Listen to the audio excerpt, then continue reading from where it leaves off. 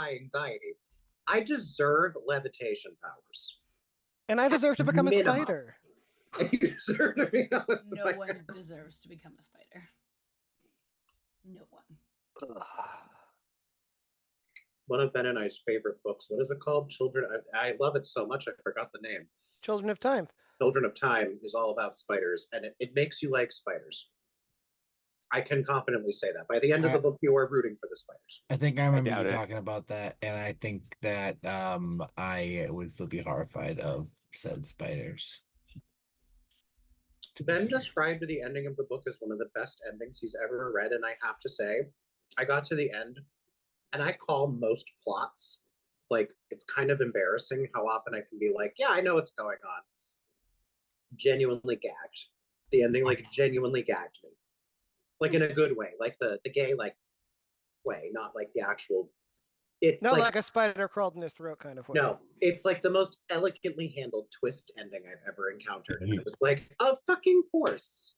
Like, duh. I should have seen that, but it was very good and very, very I'll give a slight warning. It's optimistic in a good way. But You're warning that it's optimistic? spoiler warning, it's slightly optimistic. Oh, spoiler I warning. forgot the Oh, words. okay. I forgot I'm the sorry, it's a happy ending. Oh, just warning. I think the humans in that book are way more terrifying than the spiders. But Are we the monsters this whole time? Wah.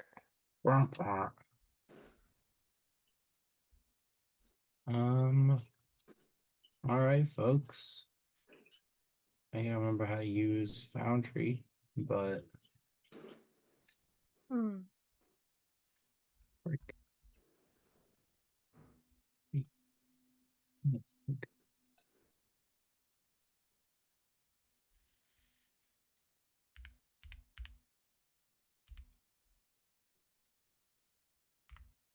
Oh, it goes. Oh, that's where it goes.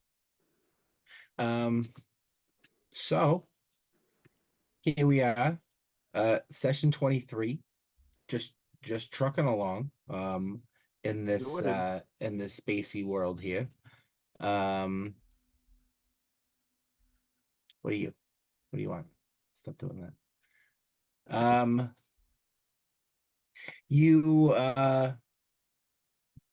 You had a pretty deep session last time, and effectively played in real time, completing about an hour and a half of game time.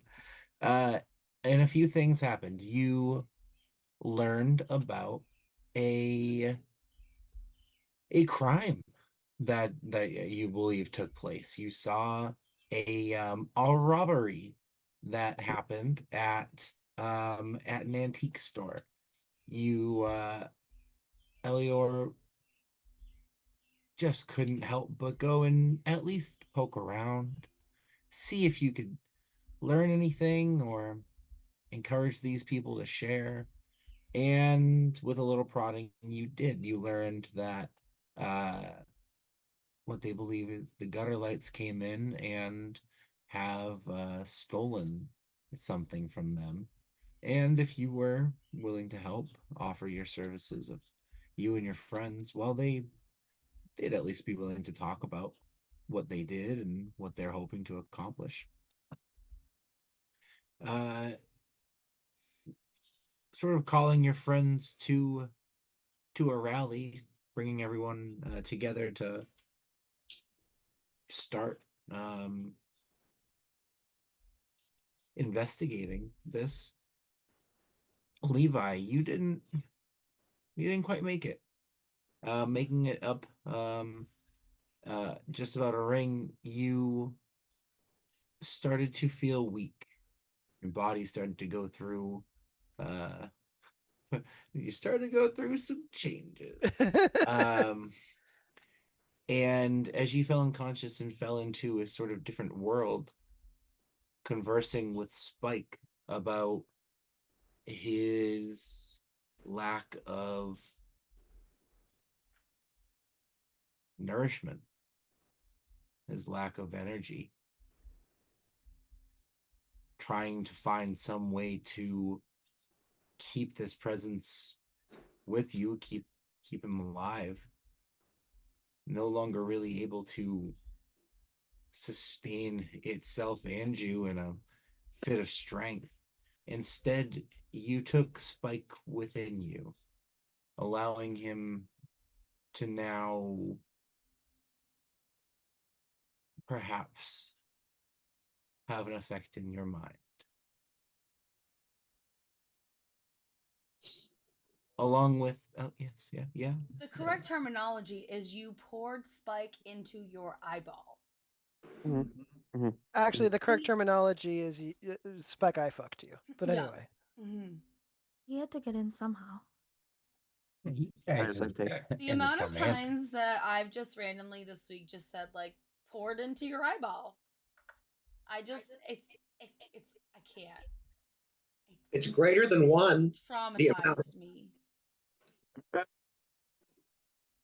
Sorry, continue. Who's to say? Sorry, I'm not traumatized. Meh. What am I supposed to be doing?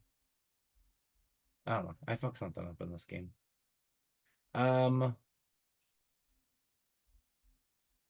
No, do the opposite. Julie, do the thing. No. Come on, do math. Julie. Sorry, my focus is all over the place. You are a little bit weaker. A little bit changed, but still Levi. And instead of going to investigate this robbery tonight, you decided it was best to head back to the hotel, have some tea and some room service, and relax for the evening, have some conversation, and try and set a plan for the next day. Regroup, if you will. Back at the hotel, you did one have a lovely heart-to-heart between Elior and Levi, sharing some problems of their past and where they're heading to now. And you also identified a few items that were perhaps plucked from Zeal-talks shop. A staff called the Scion of Eurydice, a wooden staff that can act as an immovable rod, a climbing vine, and with the gem that sits within it, can also provide a protective aura for a short period of time before being destroyed. Along with that, you found a candle of the deep, a candle made of a substance that will not allow it to be put out by normal means. It can be submerged completely underwater and continue to flare brightly. And an animated shield, something to carry with you and protect you until you don't want to hold it anymore, in which case its command word will allow it to flutter about you and provide some additional protection. You all, I believe, settled up your debts and settled down for the evening, those of you who do sleep. So with that being said, as we begin on the following day, I believe we are at the 40th today. Should be a Saturday. What all would you like to do? Can Bjorn have a conversation with Levi before we go investigating? Hold on. Elior wants to have a conversation with Bjorn, so it's just going to be conversations on conversations. Well, I'll try to make my chatter quick. Take as long as you want. I trauma dumped on Levi at the end of last session. My idea for this is Levi. Are we sharing a room? I forget. We're at the hotel, Yeah. right? Yes, we Hmm. are. Okay, With I your think you consent. just wake up to me, kind of like sitting at the edge of the bed watching you. Mm-hmm. I was I saying some weird stuff. I forgot that when I have a lot of milkshakes, I get weird dreams and I say weird shit. No, honestly, it was mostly the milkshake thoughts. That's not my accent. By the seven gods, it was mostly the milkshake thoughts that were the problem. Oh yeah. No, I always forget about those. Yeah, my apologies. It's all right. With the whole fire thing, I can kind of burn away scents pretty quick, like lighting a match after a bad smell. Oh, okay. Uh, Combo attack move. Not keeping this in my Oh, mind. Fart attack. this is a good idea. My fart's on fire. Poison damage and fire damage all in one. We're gonna have work on that. to weaponize milkshakes. Bring them with you like it's ammo. Oh. Probably wouldn't be good for my gut health, but you know, who cares? David, how is it that every one of your characters ends up drinking copious amounts of a liquid they should not to win the fight? To be fair, Mr. Frog, I think, was just swimming in the liquid too much, not drinking it. Well, yeah, he was a bit of a drinker too, but Oh god, that's true. yeah.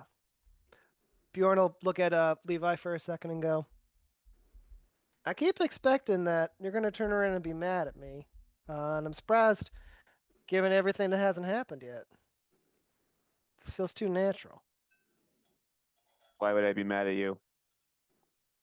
Well, I think you were saying last night, what's happening with you, it's because you're not angry anymore, right?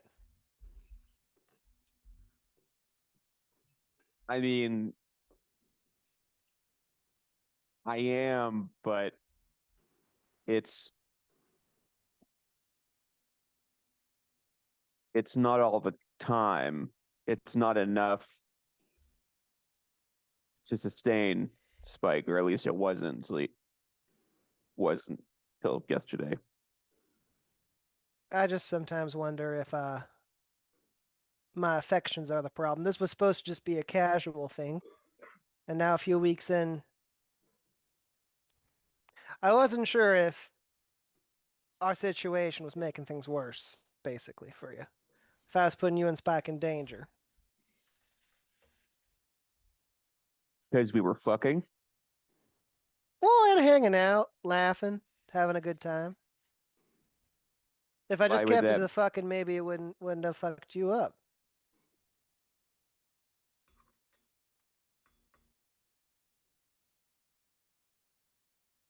You often take the blame for a lot of things that aren't your fault?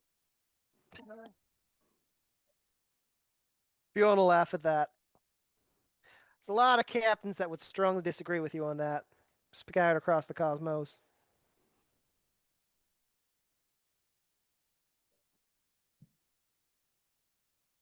I don't know if I believe that. Well, you think everything I say in the ship isn't some tall tale? I'm always honest. Bjorn will flash a big flamey grin. So you're still feeling good about all this. Well, not good, but like not too perturbed given a horrifying, surprising transformation.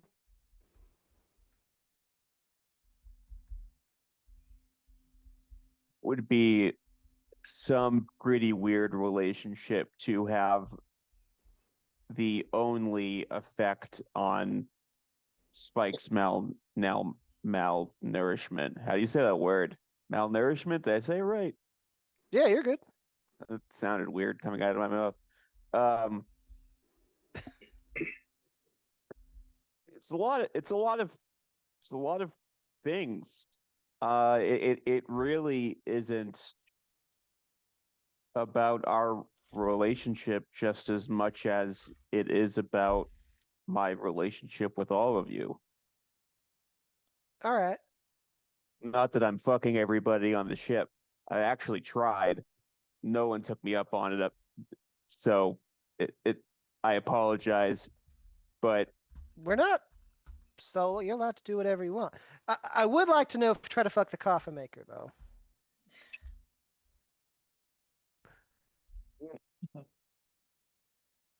you know, automatons are kind of one of the few species that don't really do it for me. So I don't even know if he'd be called an automaton, but The logistics.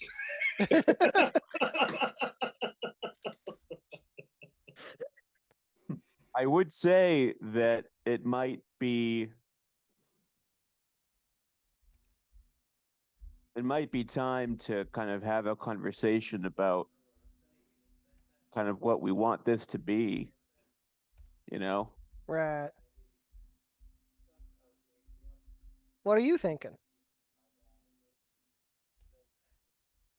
Well, I've never been monogamous before, but also I've never really liked someone this much before. So I don't really know what that means.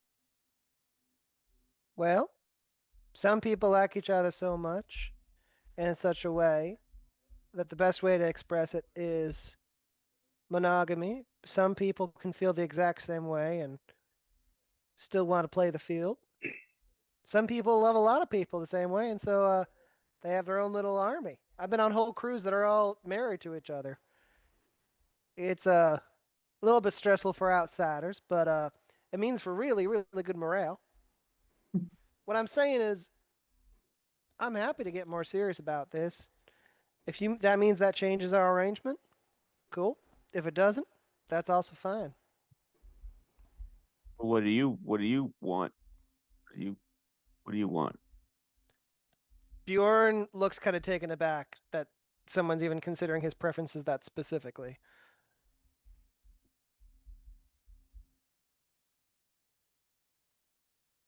I don't rightly know. We could always say we're together for real. And if anything else interesting arises, we talk about it then. Monogamy with some procrastination about figuring out the details. I think that's fair, but I will just say that I think it's important that you kind of figure out exactly what you want out of this at some point.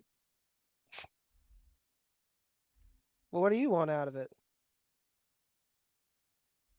I think I just kind of said what I wanted to say. I'd like to be with you, and so much so that for the first time, like, I don't want to fuck everything around me. Like, it doesn't appeal to me as much.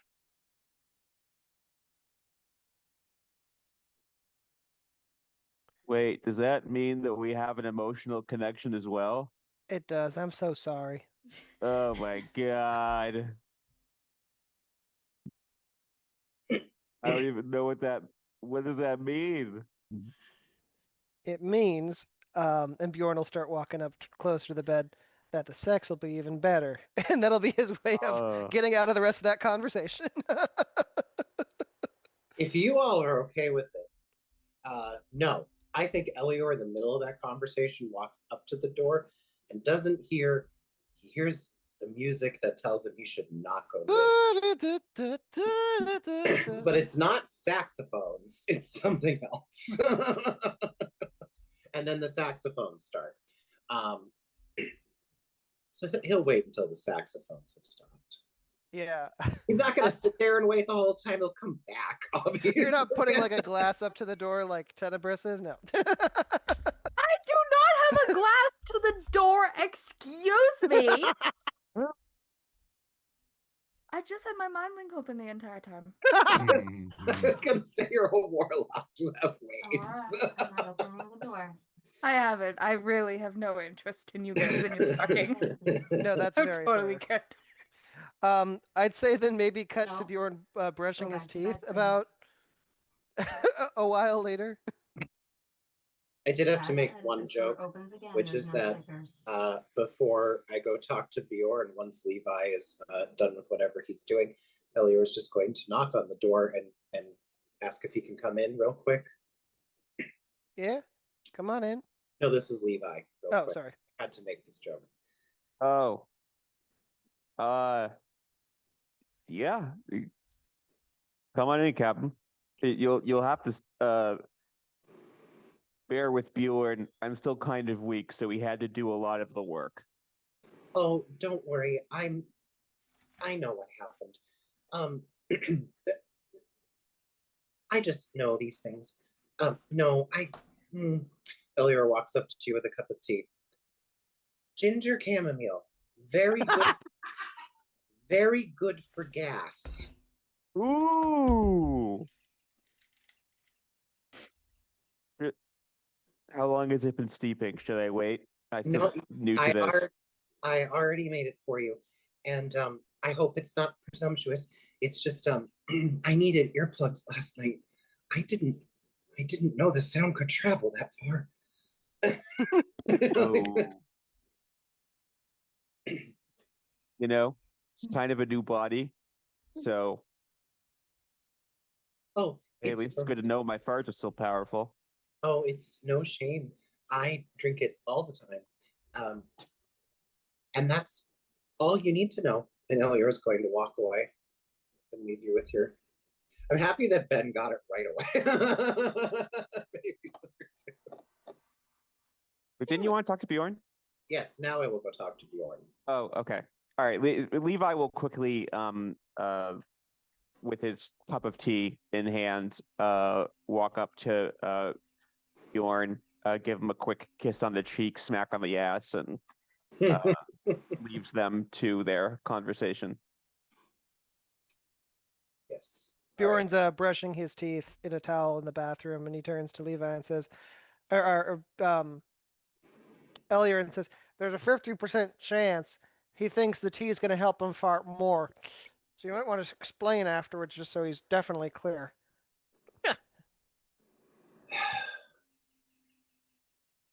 I think Levi's a lot smarter than he lets on.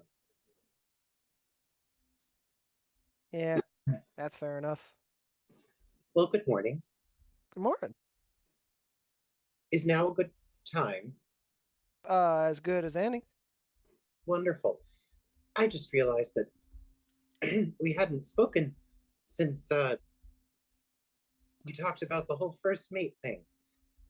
And Oh, yeah. I hope. What do you think? About the situation? Yes. It's interesting. I do feel like I know a bit more about this big wide world than some of our compatriots, and that's useful. Some of them less so, and that's fine too. Do you feel like you're reconsidering? No. You seem okay with it. Yeah. But okay with it doesn't mean that you know my reasons, or what I was hoping for, or what our plans will be, or how we want to brief or debrief, or when who's in charge of what. Oh, yeah.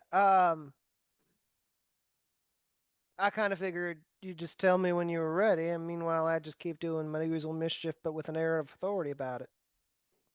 Oh, So what were you thinking?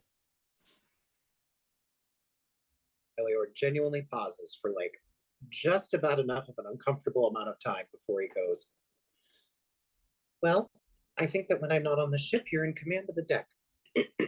All right. What you decide to do is up to you, but I only ask for two things. The first is no secrets. At least tell me. And not because I'm trying to be mean or rude or imposing, because I think it's important that we have a shared understanding, and I promise the same to you. The second thing is just make sure that you tell the crew while I'm gone if you learn information, because I don't want them to be in the dark about things unless we absolutely need them to be. But otherwise, I trust you, and I'll lean on you quite heavily for guidance and support. But I hope that you will find it acceptable that sometimes I may disagree with you and make decisions on my own. Yeah, you're the captain. If there's things that you disagree with me on, I think we all agree. We made you the captain. You get the final say. Barring crazy shit, but we'll deal with that if we ever have to come to it. Yes. You know, aliens that mind control you, parasites that change your psyche, evil twins from an alternate universe that always have weird long mustaches. I have read that book. Yeah, it's a good one. But back to the point. No, I think that's good. You don't good. need to keep secrets from your crew. I mean, there are always little things here and there that might get lost in the shuffle, but telling the truth is a good way to keep everyone good at their job. Wonderful. Well, that's really all I needed to say. Yeah, I think I've never been a first mate before. I think we're supposed to meet pretty often, talk through what we're seeing. Briefings, probably right after breakfast. Yeah, I didn't mean to, but I've sort of imposed a breakfast meeting. Breakfast is a really important meal of the day. you're meeting with the whole crew once a day. That's better than any ship I've been on. Damn. Yeah. And again, like I said, crews die in the dark. Keeping everyone informed, getting everyone's opinion is a good idea. Okay. Hilliard's going to get up to leave and get to the door, unless Ben wanted to say something. I think around then Bjorn would say one thing. Cam, one question I have. You said being honest about everything. We don't need to spill everything that we've done in the past, right? And everything about our pasts. Only if it becomes relevant. You're Bjorn. The Bjorn I know now. Whatever Bjorn of before did is your story to tell. But All right. if the situation arises where it would be helpful to know about your background. I should be clear. I haven't.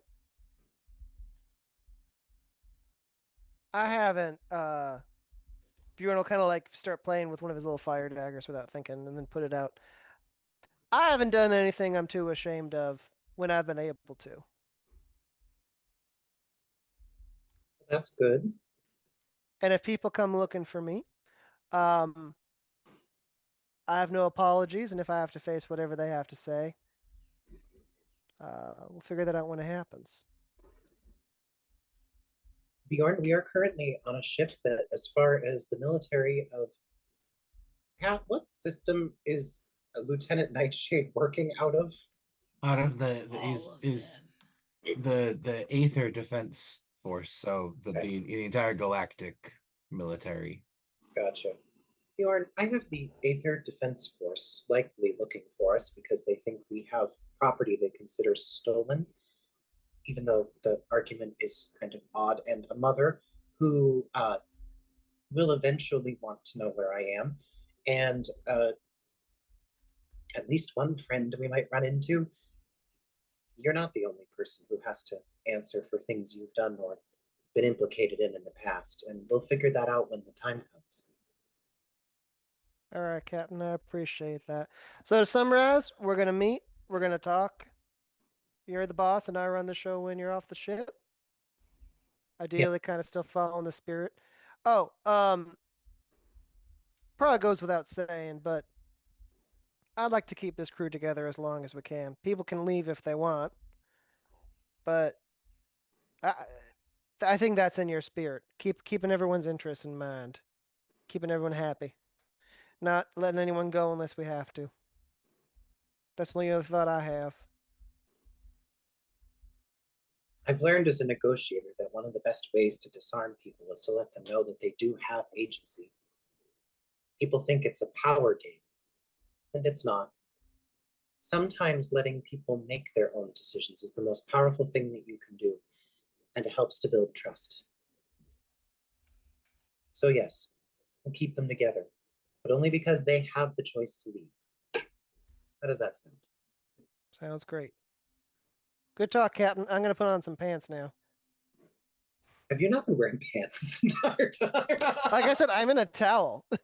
Oh, Elior is going to turn to walk away, and then before he hears the towel hit the floor, Bjorn, I have one more thing I need to say to you before I go. Yeah? You told me a while ago that you didn't trust me, and then you trusted me because you realized I was genuine. What do you mean? It's a good question. Bjorn will re-hike the towel that he was definitely starting to pull down. A lot of people say they care. A lot of people say they got their gods, goals in their heart, or what's good for all people. And then down at the root, they're just thinking about themselves and their own petty squabbles. When you got on the ship talking all about your empathy powers and how you could feel what others people felt, I just figured it was a while before I could see what game you were playing. But it's not a game for you. I saw how much Lyra dying affected you. I saw how much it mattered to you that we all were safe afterwards and that we could continue on. And I've seen how every death along the way and every difficulty along the way has weighed on you more heavily than anyone I've ever known before. That's not always good. We should figure out a way so that every time someone's knocked out in combat, you don't worry too much. We're going to get bangs and bumps along the way. But it's been a long time since I've seen a captain with that depth of feeling. That real feeling of caring about what happens to other folk.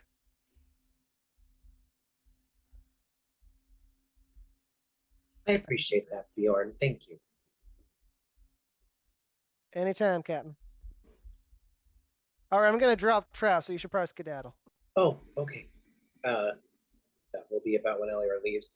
And the last thing he'll do before he calls the crew into the dining suite is order a luxurious room service breakfast. Wonderful. But not coffee, because we have a coffee maker who does it better than us. Everything else is brought up a lovely assortment of some baked goods, some eggs, a quiche, some lovely assorted fruit, some local stuff. You said you call the rest of the party in to have a chat. All right. Tenebris comes in with a plate of half-finished eggs Benedict and sits down and realizes there's all this food and tries to like discreetly put the plate on top of the plate so it looks like it was always there. Elior will maybe see this with Lunar's permission and go, Tenebris, oh gods, I didn't think about eggs Benedict. And he runs back toward the phone to order more. I was gonna say, where did you I saw get it. that? I saw it on the they have this menu. I do not stay in hotels when I travel, and so I wanted to experience room service, but I cannot stomach milkshakes, sadly, and am from the symphony quite glad I cannot. honestly. But I needed to know there are Benedicts in old tales, and they are religious, and I needed to know what made these eggs so religiously blessed, and it's the sauce. Yes, the sauce has been said by some to be a spiritual experience. It truly is. uh, I had a friend back in Titan who family owned a hotel inn situation. They made a Benedict once in a while when they could get the stuff for the sauce, and it was so good.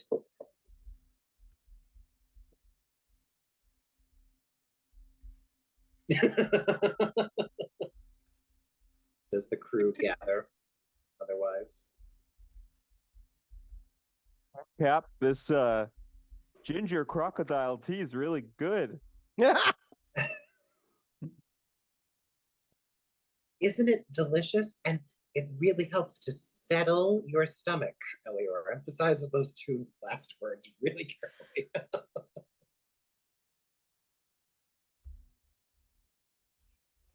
Levi's gonna like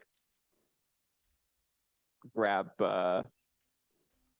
he heard eggs Benedict, so he's waiting until that arrives. But he's gonna grab some fruit and his cup of tea and just sit in the corner. I love it. Sud, is Sud in the room with us? Is Sud in the room with us? Oh yeah, absolutely. Could I bother you to make us some coffee? Already did. Oh, good. I will have a cup. Did I get the weird one? Did I get the mutagen?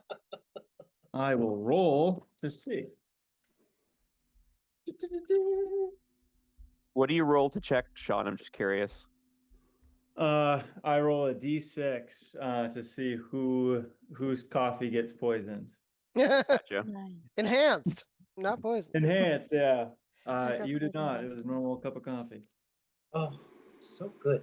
The dust around here adds a sort of seaweed taste to the end of it. I'm glad you like it.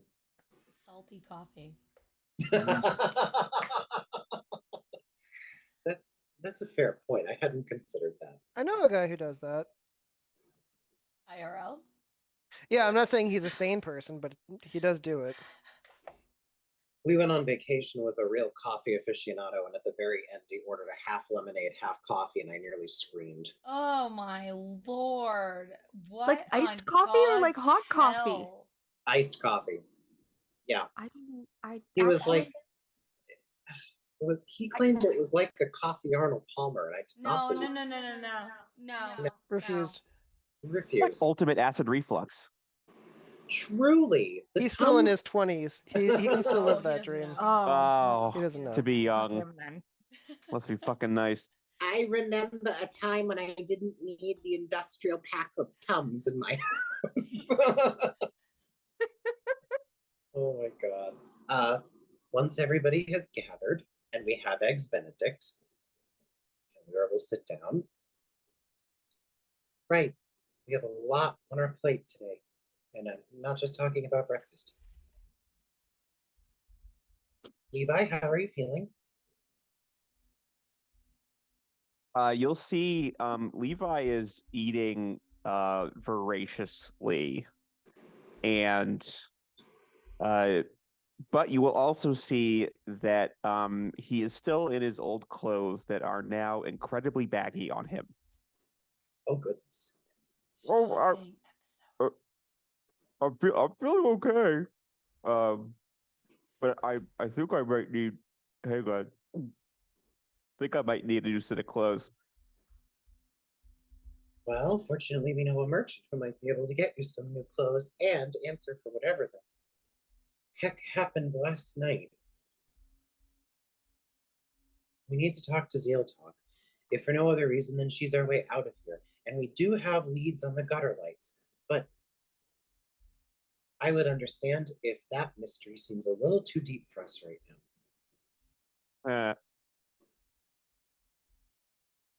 I mean, at the end of the day, this would be a good place for us to solve our first mystery, as detective investigative organization. Why not? Certainly.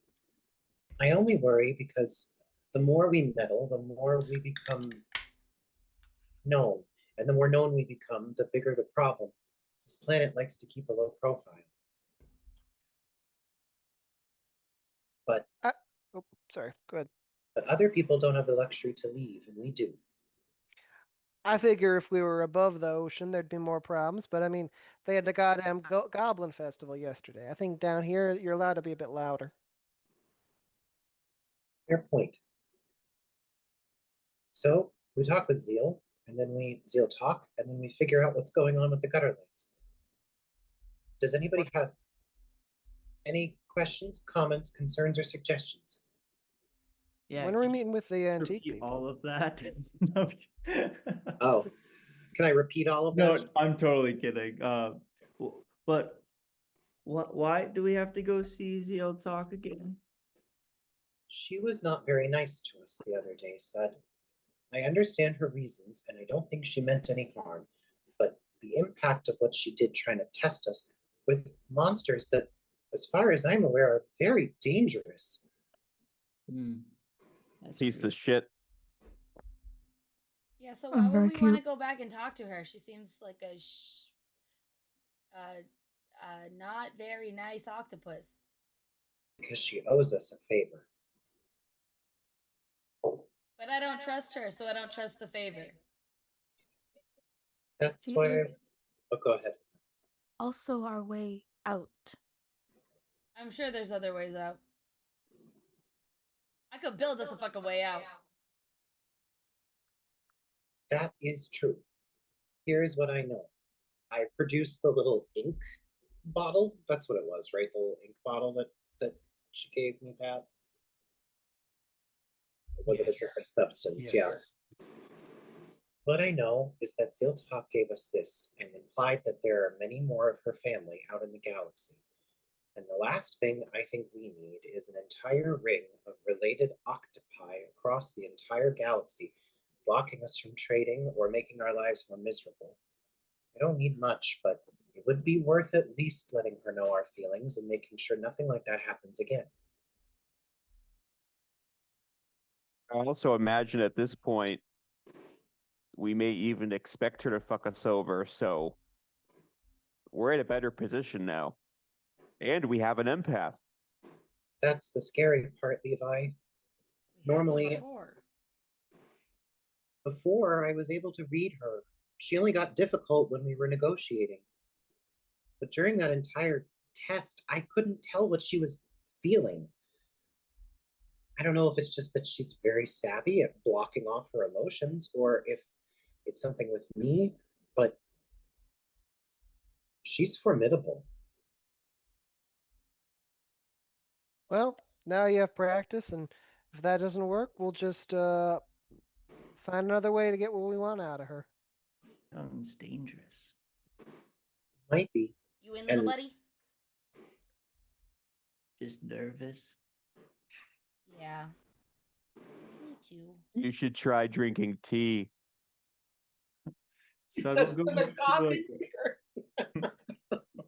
will go into kind of an incubation state where his head kind of sinks down to the little sack of beans, and just kind of you'll hear a churning.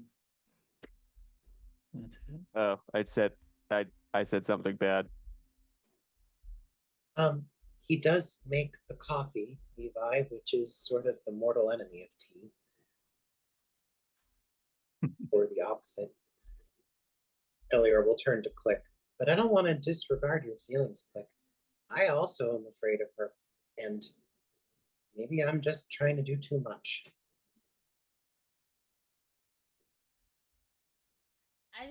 There's a lot of other stuff we could do. Like, if we just want to solve our first case, there's a robbery. That seems cool. It's connected to some of the other stuff.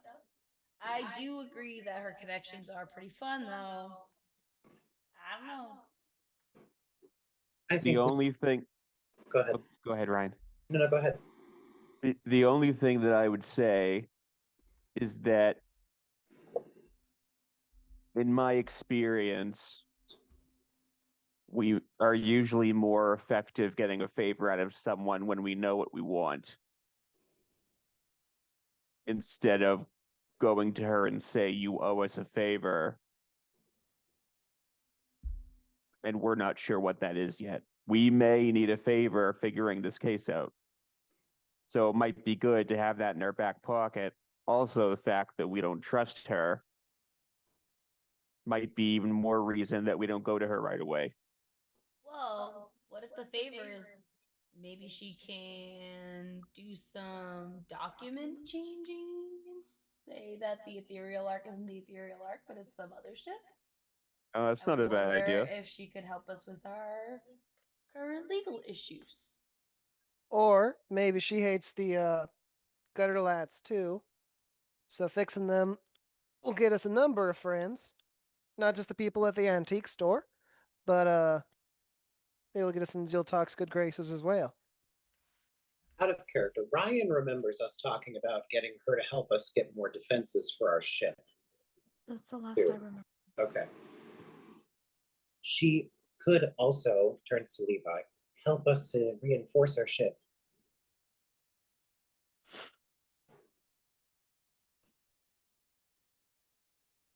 Not against that idea, but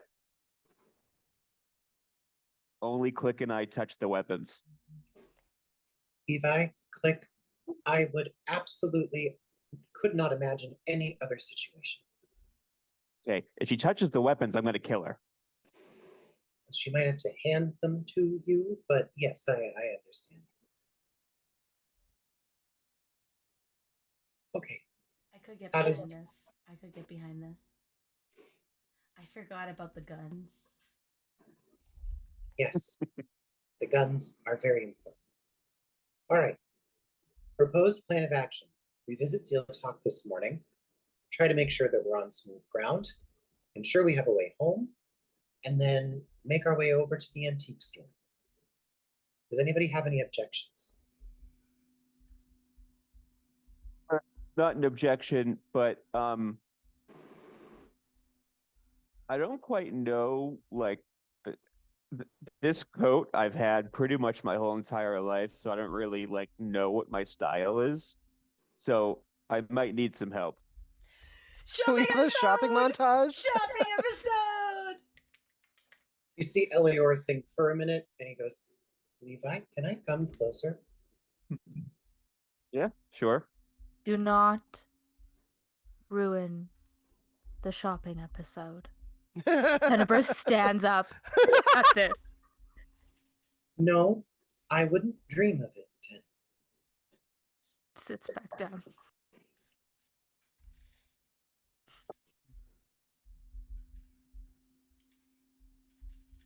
I'm gonna need your help, David, because I have a picture in my mind of what Levi looks like, but maybe this is wrong. Hmm? Well, earth tones. What does that mean? Browns and dark greens and dark reds. Don't open that door. There's no stickers. They're a more Go lay down. muted version of the colors you know. They would go very well with your striking face. It's very angular. Hmm. Or something a bit more classic, like trousers and a vest and a nice Oxford shirt. I would suggest one Oxford shirt for you and Bjorn to enjoy. Yes, There I would. is nothing more attractive than a man in a suit, I have heard. Oh? I Bjorn? kind of like him no matter what, but we could try that out, sure. Never worn a suit before. Well, that's good. Elior is going to go back and take down whatever mental math measurements he just got, because in the large goodie bag of Elior's character kit, he is a tailor. So I'm going to keep some eye on some fabrics. Would you be opposed to me trying to make you some additional clothes on top of whatever you buy? No, I think that would be incredibly sweet. Oh, thank you, Levi.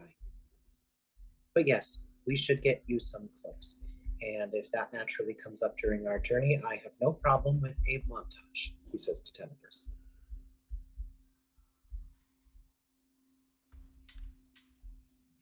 All right. I think our mission is in order. Everybody enjoy your breakfast.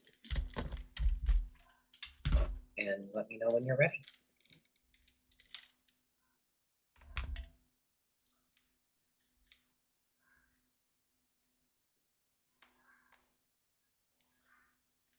I think we're all good, although I'm currently busy petting Jim's little head. Jim. Yeah. Yeah, I don't think Tenebris has anything to do before we head out. No, they do. Fuck, they do. I gotta go talk to the head boss because I told him to shut up in the middle of his important information because we are on a different timeline than he is, and sometimes you gotta go fast. Sometimes people's lives like end, and I know his timelines don't. But so we don't have to do anything with it. I just need Tenebris needs to apologize to him, and then we can move on. She's not even gonna do a ritual about it. It's just gonna be sitting down in meditation and apologizing.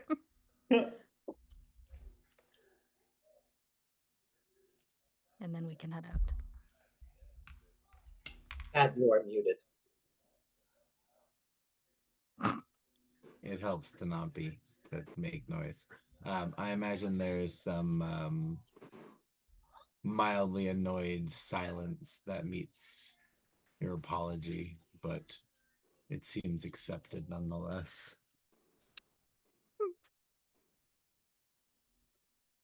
All right.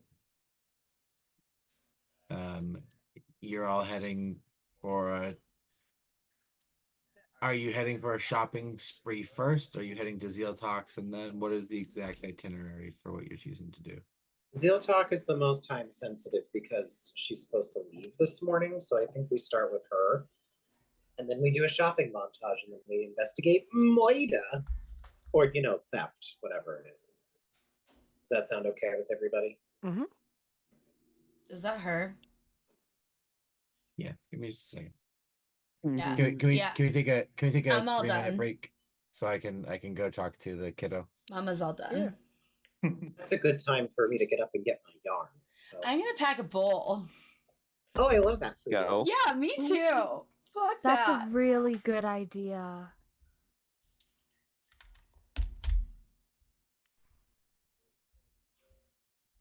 Winter, when did you dye your hair? This weekend. Mm. My roots needed to be done, and then the rest of it I was like, well, I've got some new colors under my sink. And then this was the one I picked. And it's okay. You do it yourself, right? Yes, I do. Yeah. I think I paid to get somebody to bleach it once, and it was the worst condition my hair has ever been in. Oh. Because it's naturally almost black, so like it's just easier if I do it, because then I can wake up at 6 a.m., bleach it. I don't have to put pants on. Yeah, yeah. And then if it needs another go round, I can do 2 sessions. So it helps with the structural integrity in as much as it doesn't matter, but Oh, yeah. no one knows their hair better than you. I hope. I've been doing it for over 10 years at this point. So. Do you have like a usual rotation of colors or yeah? When I first started, it was all blues, and now it's more purples. Mm, It will, as the warm weather hits, it'll go to more of like a silvery.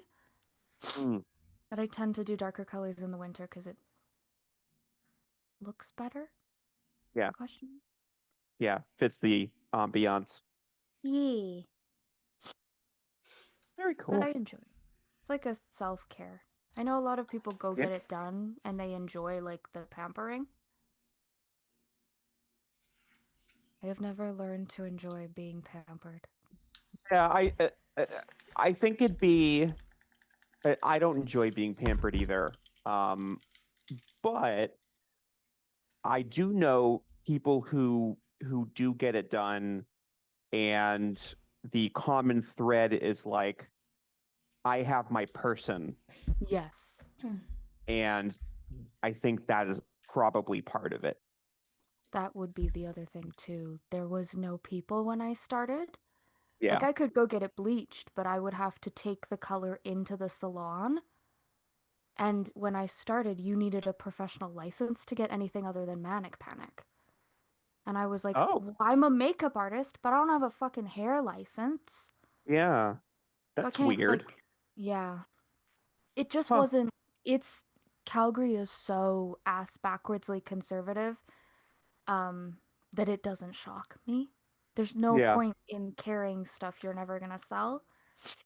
But there's some salons that do it now. I just know what I'm doing and they missed the boat. Well, also saves you money. So, I hope so. It doesn't save you stress though. Like, although I imagine you're probably better at it than when I was doing mine in Houston, because I only did it a couple times, and every single time I was like, I'm gonna fuck it up. I'm gonna fuck it up. This is my hair, and I'm gonna fuck it up. I First 3 years, literally every single time, I'm gonna fuck it up. So you just grow out of it. I grew out of the color, Yeah. and yeah, now it's just my color.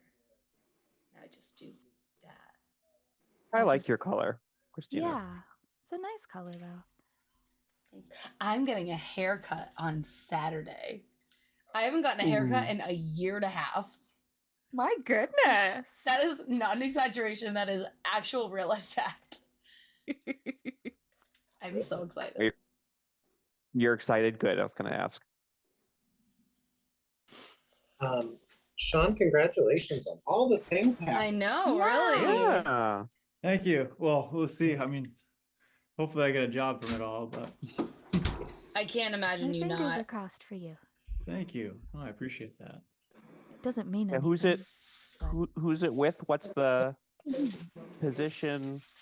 It's art teacher at high schools and middle schools. I've been interviewing places and hopefully one of them lands. It's competitive though, so we'll see. But I'll probably Do you have a preference?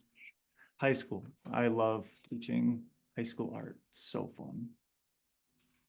And like students are self-sufficient enough to like, Yeah.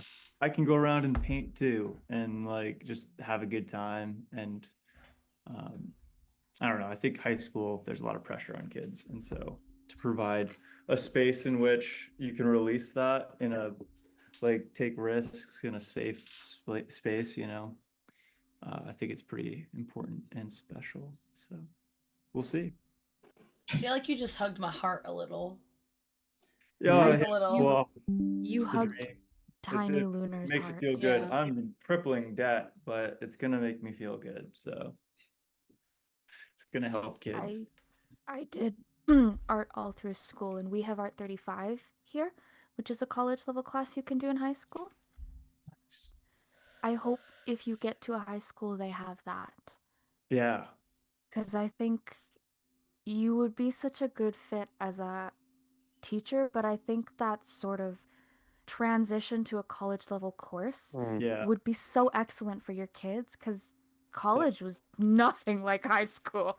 College is so chill, and so to get that moment in the rest of high school would be awesome.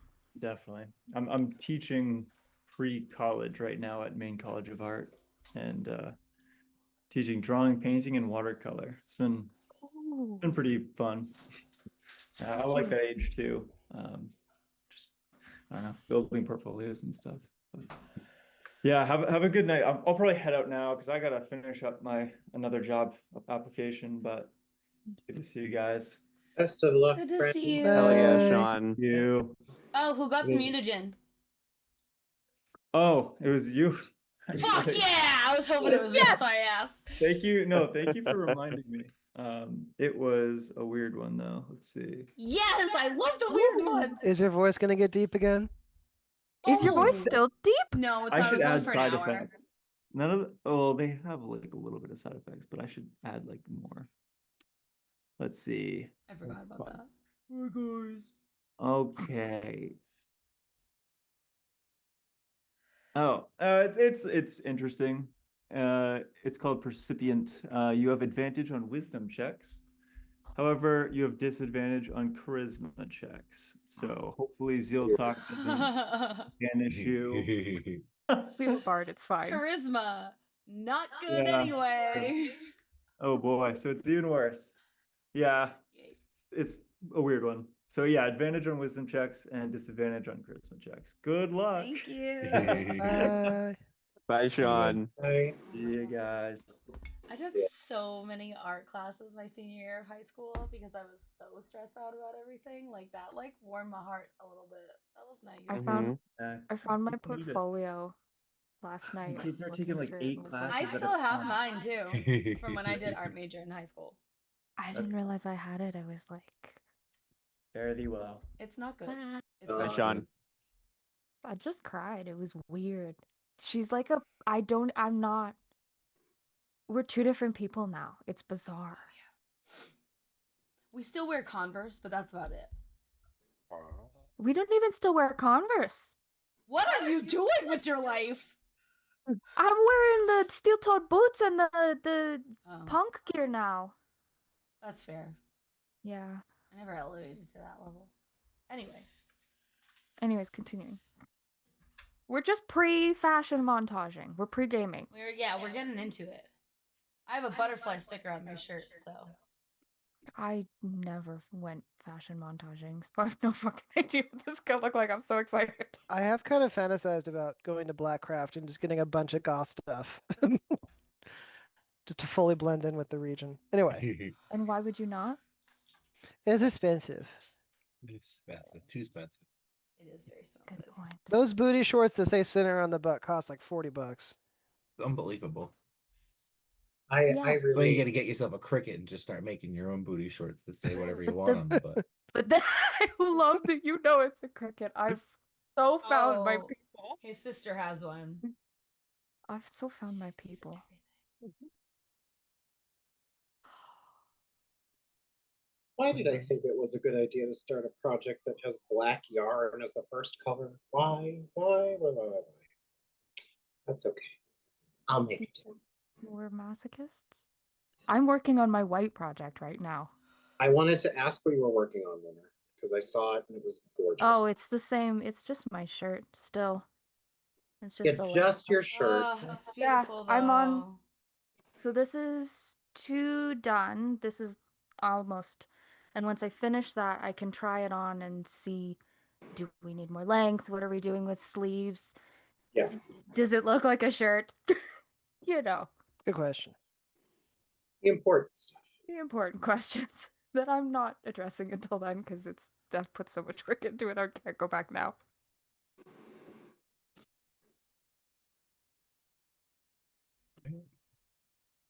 You guys,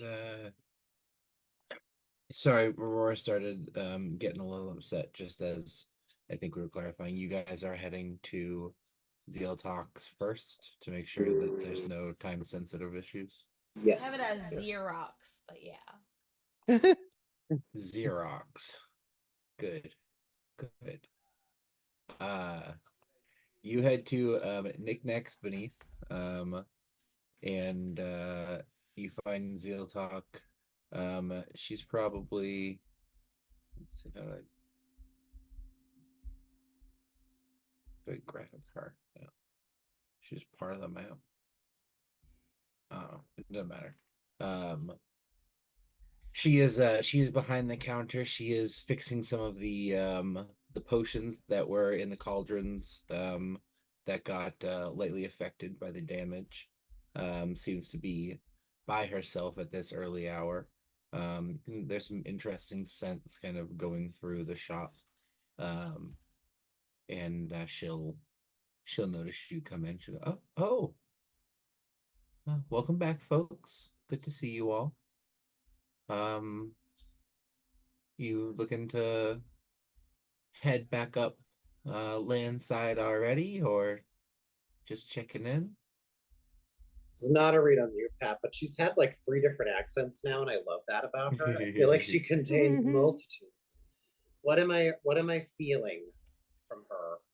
Trepidation. There's the music is it's calm and soft, maybe a little not sad, but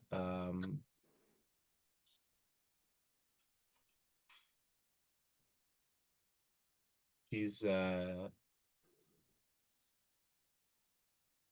she seems like she's in a thoughtful place this morning.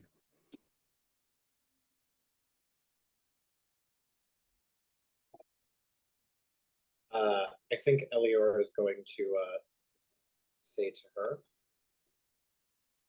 Zeal, would you mind if we locked the door and had a private conversation? No, not at all. I will allow her to do that, because that would be creepy if we did it. She will she moves over to the counter, the front desk, and seems to maneuver something underneath it, and will kind of look at the door. And you hear a kind of metallic thud. All right, I think we're just about set. Is there anybody else in here? Elior will ask. Not at the moment, no. No, just us. My security's all locked away. Does she appear to be telling the truth? I'm working on a very tough stitch as we say this, and I'll be Yeah. 2 seconds. Okay. She's not given any reason to think that she's misleading, though you are more than welcome to make either an insight roll or an investigation check to see if there is someone that is hidden somewhere. I'll do it.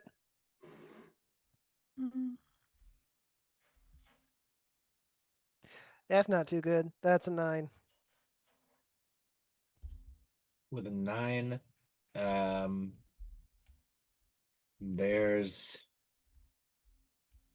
really nothing that you can try and point at that is concealing somebody here.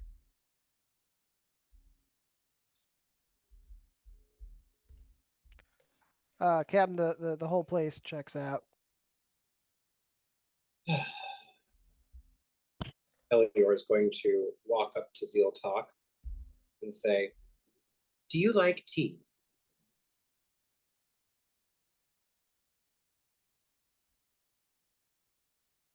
Thanks for a minute.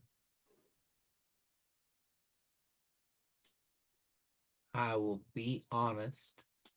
It is not my favorite, but I will enjoy it from time to time. Do you like coffee? I do like coffee, but most coffee is shit. Elior is going to look to Sud, who is not here, but I assume No. Sud would make coffee. I cover Sud's ears. Well, depending on how this conversation goes, I might be able to give you the best cup of coffee you've ever had. Well, that's quite the proposition. Zealtok, what you did yesterday was mean. It wasn't just... I understand it could have been sensible, but it was mean. Not rude, not callous, but mean.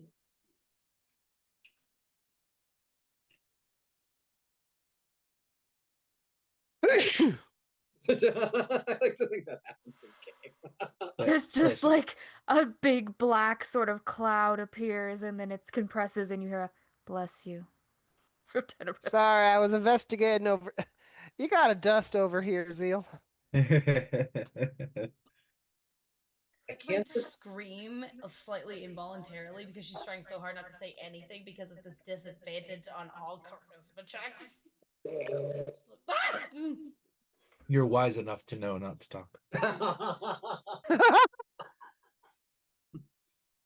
Now, I can't fault you for having some questions, but you had many options on how you could figure it out. You could have asked me. You could have talked to us. You could have researched, but instead, you sent monsters that, according to my crew, some of which are very dangerous on us, to see how we would handle ourselves. And I don't know about you, but that's not the Zeal-talk that I played a duet with up on the surface.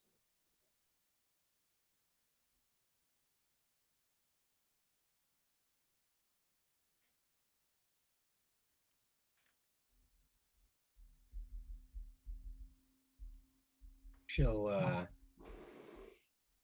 really regard you pretty seriously.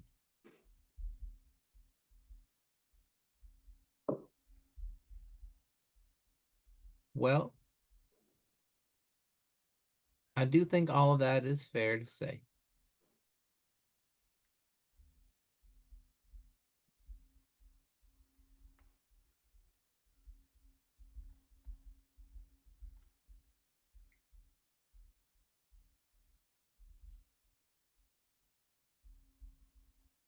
It has been some time in my line of work where I've encountered folks that have as much heart as they do brains. Well, that's not true. I encounter that quite a lot.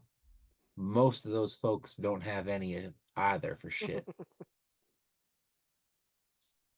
You seem to have quite a bit of both. And that's a new one on me. I'll be honest, I have pulled my loose security trick more than one time. I don't know if that makes you feel better or worse about the person that you're dealing with, but as far as the harm of those creatures, your crew is not wrong. They are capable of doing quite a bit. However, in the circumstance, obviously you would not have known, but there was no inherent danger that I would have posed, they would have posed. Well, how does a shopkeeper find her way in the possession of brains with legs? Because Elior doesn't know what an elective hour is, because Bjorn didn't like it. They are called puppies. They're called intellective hours, and they fucking suck. They are called puppies.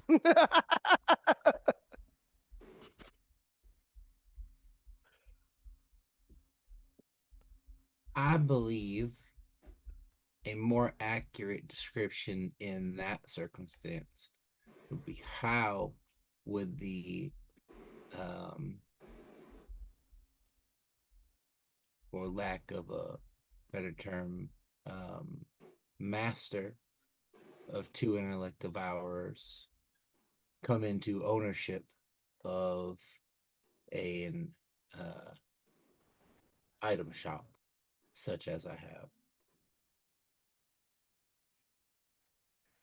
Chicken and the egg situation. I sell these goods and I fence these products because of the context that I have and have made throughout my previous lives. And I use the security that I have entitled to me through previous endeavors that I have participated in. This is a sort of retirement for me, not a beginning.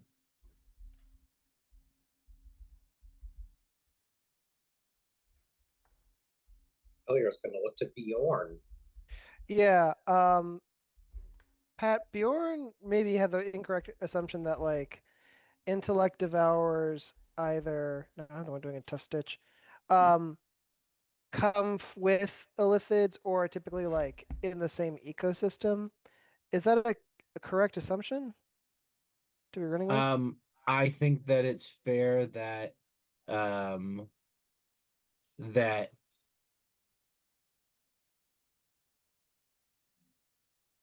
there's a for all intents and purposes a factual connection between intellect devourers and mind flayers. They, unless there's something else occurring, that is generally how they come into creation, is by a mind flayer effectively breeding it into existence. Right. So I think at the claim that this is just her pet, Bjorn has stepped between the party and Zeal. And he's doing his best to hide it, but he is like ready to spring into action if need be. We need to get one thing straight right now. Intellect devourers travel with mind flayers. Mind flayers should not be welcome in any community. You're not somehow a mind flayer, are you? Or working with the mind flayers? Mm.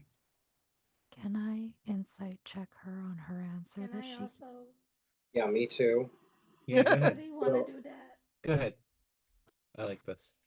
I want to insight check her for her intention, and if do I have to do 2 rolls to ask 2 questions or 1 roll for both questions? What would you like to focus? I want to know her intention, I have advantage. and I want to know if I have, because I understand intellect devourers as puppies, is this a pet normal people would keep? Or is there like a level that she's above in order to be keeping these?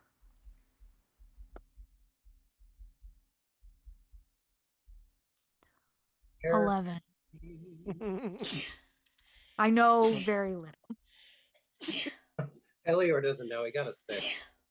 I got 19. Tenebrissa is like, what? You can have a pit bull in your house. Don't be weird about this, Bjorn. Yeah, that I'm trying to figure out if I'm like, Bjorn, come, tits down, it's okay. Don't be a landlord about it. Yeah, jeez. Um, she smiles.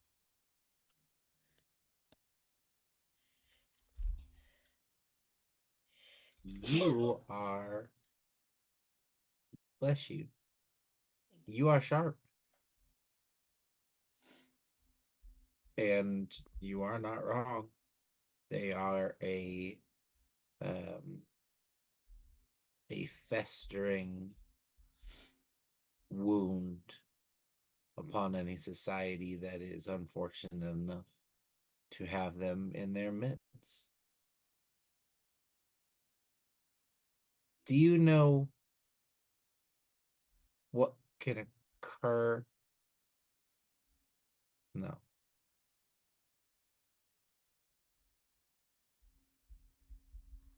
I won't ask how you might know such a thing, but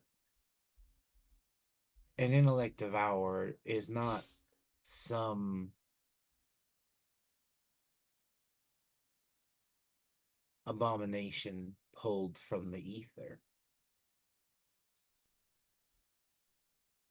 It is a creation of a thrall done by a mind flayer in a horrible act.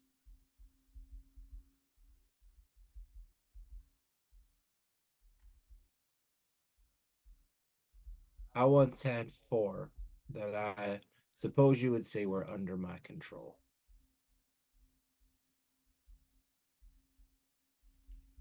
They are very difficult to keep well without subjecting any people undeserving or hell deserving, what judge am I, from their side effects. I was unfortunate enough to know some folks who succumbed to mind flayers, and they themselves were not fortunate enough to undergo a transformation, but instead were taken over. And it takes quite a bit of fortitude um, to keep them at bay. But I trust them.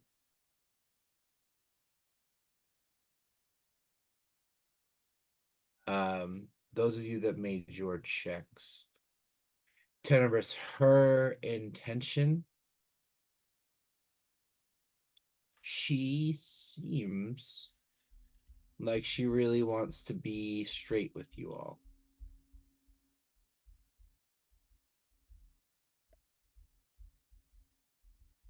You're not positive. You're pretty sure it's very strange that she has these, though. That's not a normal thing that anyone in most societies across the galaxy would probably have. Eliora 6, it's really tough to get anything.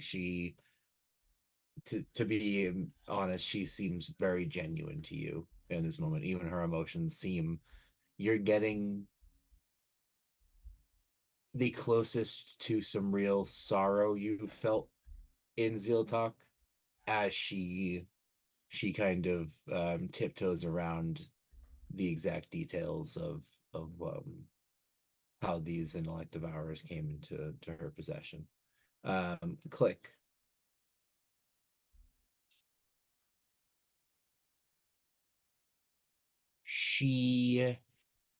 She is actually telling the truth as far as you can tell.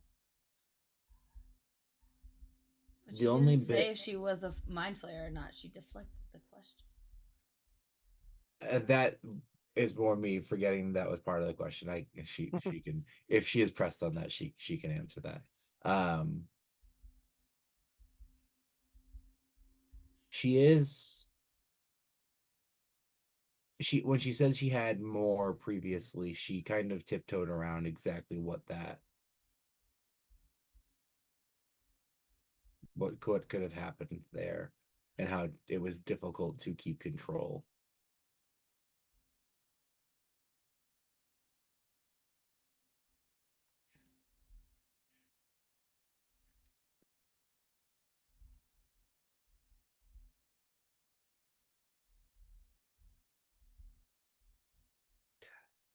So I think just from the conversation without a roll, I wasn't sure if Zeal-talk was explaining that these are her friends, in that they have some agency still, or if these are she's familiar with mind flayers and that these puppies are basically like neutered, so they're easier to control.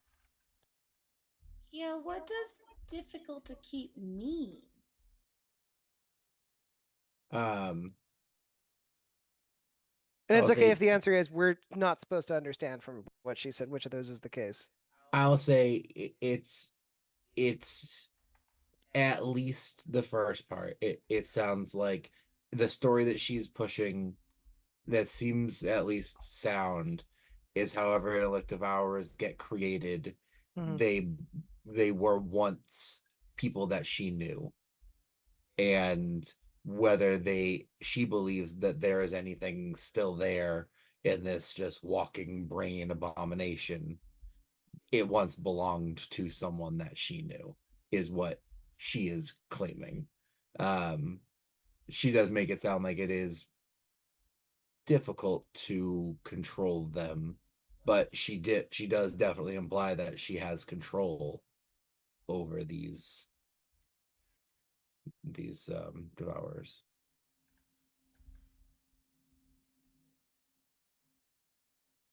I think Tenebris would speak up. and would ask, do they have names? And then remember that Elior can't read them. So then in Elior's head, you hear, she's being honest with us. I forgot you can't read me. But it was meant to be, I'm standing down. Elior will nod. He's going to let Bjorn lead this part of the conversation, I think. Yeah. Click is gonna message Bjorn and ask about the original four. Yeah, and Bjorn will what see the happened to the message. other two. What happened to the other two?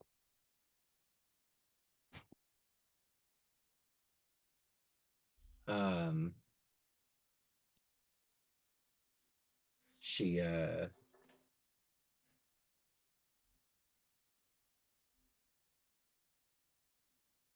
she kind of pauses for a little bit, and sorry, she looks at you, Tenebris, and she goes,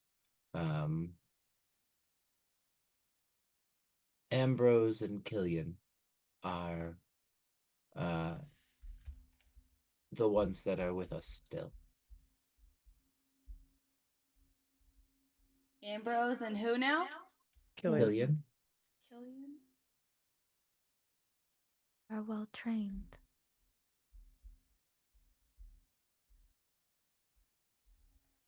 Never knew an Ambrose I liked. I've never known any. Zealtok, please tell me these other two aren't. They didn't escape. They didn't jump the fence, did they? No. No. But maybe some people who took your test weren't as kind to them. Oh. Oh no.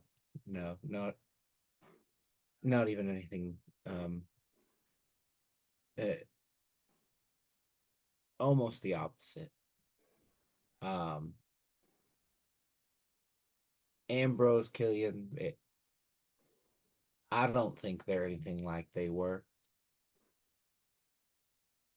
in most ways, but their temperament that seems to shine through.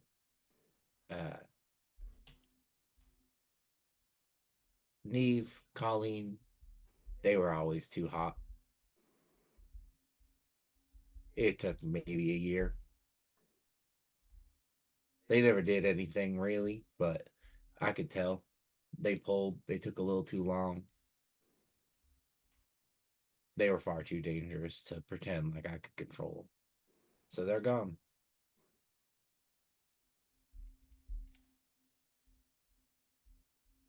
So you're saying that you would do what you had to keep everyone else safe, even if it meant getting rid of one of your friends. I have done it 2 times. Well, then maybe Zeal-talk, you and I are a lot more alike than you originally assumed.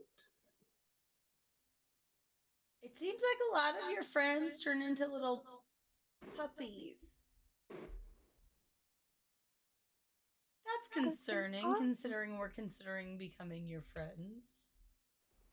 Well, I could imagine someone traveling across the galaxy might have run into something they thought they could avoid. Well, I guess that was going to be my question. Do you have any idea what may have transformed them?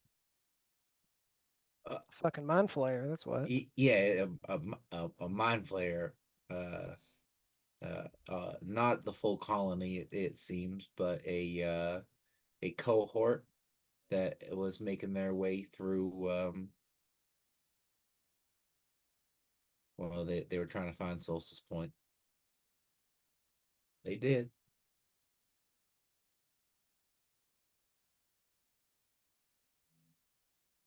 Zealtalk. When did this Mind Flayer colony come through?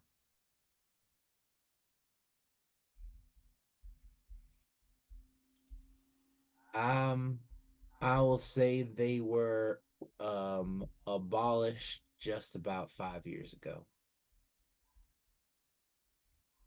Thank you.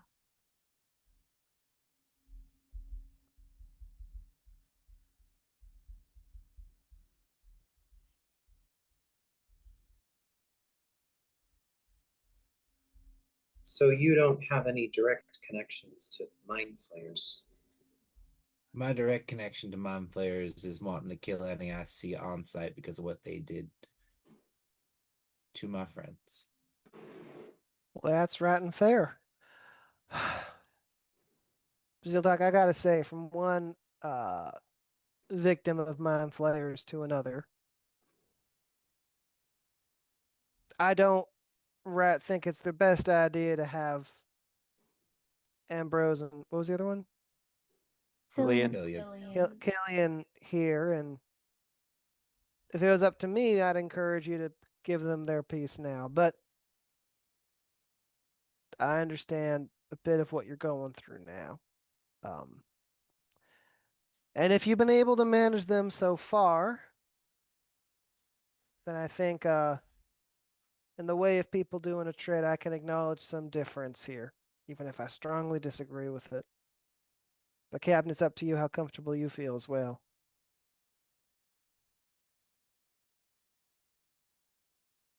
Right. Yes, I'm listening. I'm thinking.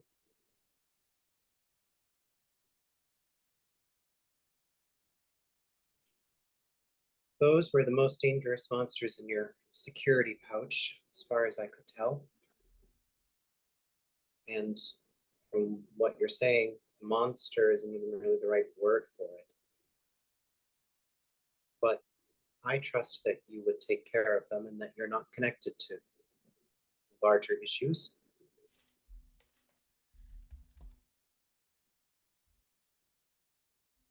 Thank you for letting me express my emotions earlier. I don't often do that with people.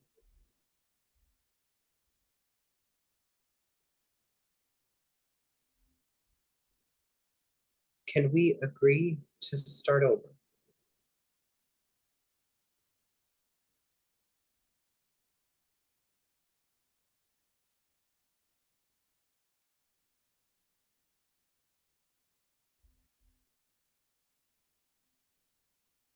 I'm open to that. I don't know how much believe in it. And don't take me wrong. I don't mean not putting things behind us.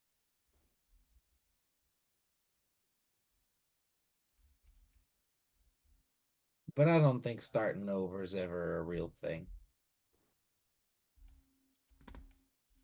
I think you and I are in agreement. Then how about this? I think it's fair to say that you owe us a favor. Now, you can agree to do whatever favor we offer. It's your choice. But I think it's only fair that after the way we were treated yesterday, we have the right to ask you for some help. I do think that's fair within reason. Right of refusal and all, but favor nonetheless. You and I are both very well trained negotiators. I'm a negotiator, Zealtok, not a monster. Of course, you have the right to refuse.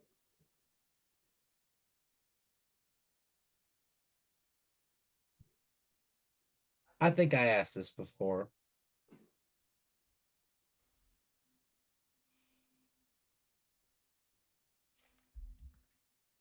Maybe I didn't get as clear as I needed to. None of you are emissaries of any of the Fey courts, are you? Tenebris turns and spits on the ground. And will No. step I forward. assumes.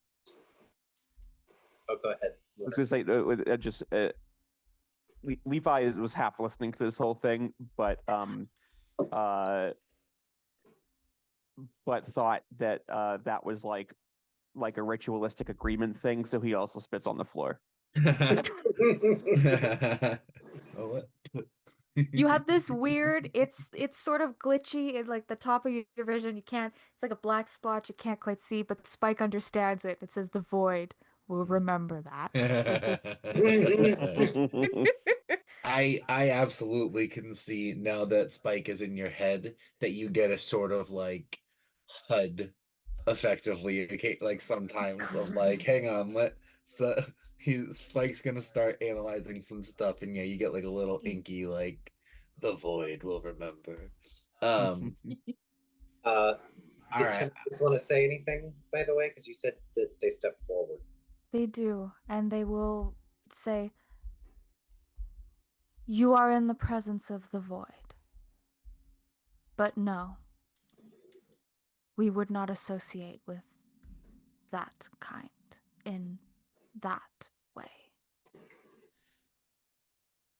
And then we'll step back. Just because there've been misunderstandings before, they did give us a horse, but that was more Tenebris scare the shit Do out of them not sort of thing. Mention my horse to a strange lady I do not trust. Zealtok is looking at you, Elior, but she will point one tentacle towards Tenebris, and he goes, now she does frighten me a little bit, just to be honest. That's fair. That's very fair. It's fitting for the emissary of the void, but I can assure you she really does have my crew's best interest at heart. She'll look at you. She goes, I'm just fucking. I have much respect for the void. Those fairy fuckers, you gotta be very careful of how you speak around them. So I was just ensuring that I was not agreeing to an accord that I was not necessarily aware of. Oh, certainly not. And in full transparency, Zeal, I am half a Ladrin, but those are the elves of the Fae, and I never met my father. That's no problem to me. I asked if you were an emissary. People come from all walks. There's no problem there. The power you carry with that walk now. Different altogether. Well, no. We have taken advantage of the Fae highways, he turns to Tenebris, but it has very much been on our own terms. No emissaries of the Fae court. She like, you can see like an ocean of thoughts just started in her head. You are a fucking interesting bunch. This is gonna turn to Elior and say, most do not know of the highways we travel. Oh, For future reference. 6 of her tentacles go up. I ain't saying shit. Tenebris points and is like, you are fine. There are no good rest stops on them. Can't get a good burger for like 2 billion parsecs. I owe you a lot of apologies and also many questions, but no emissaries of the Fae here. And your discretion would be appreciated.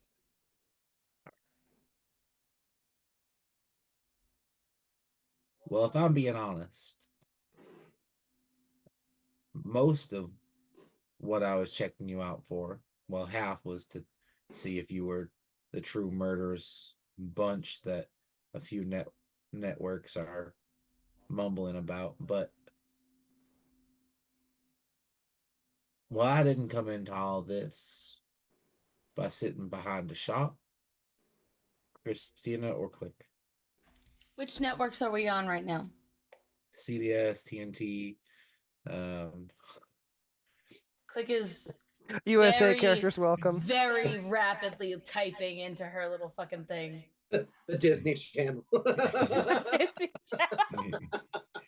Okay, thank you. We'll be off of those in about an hour.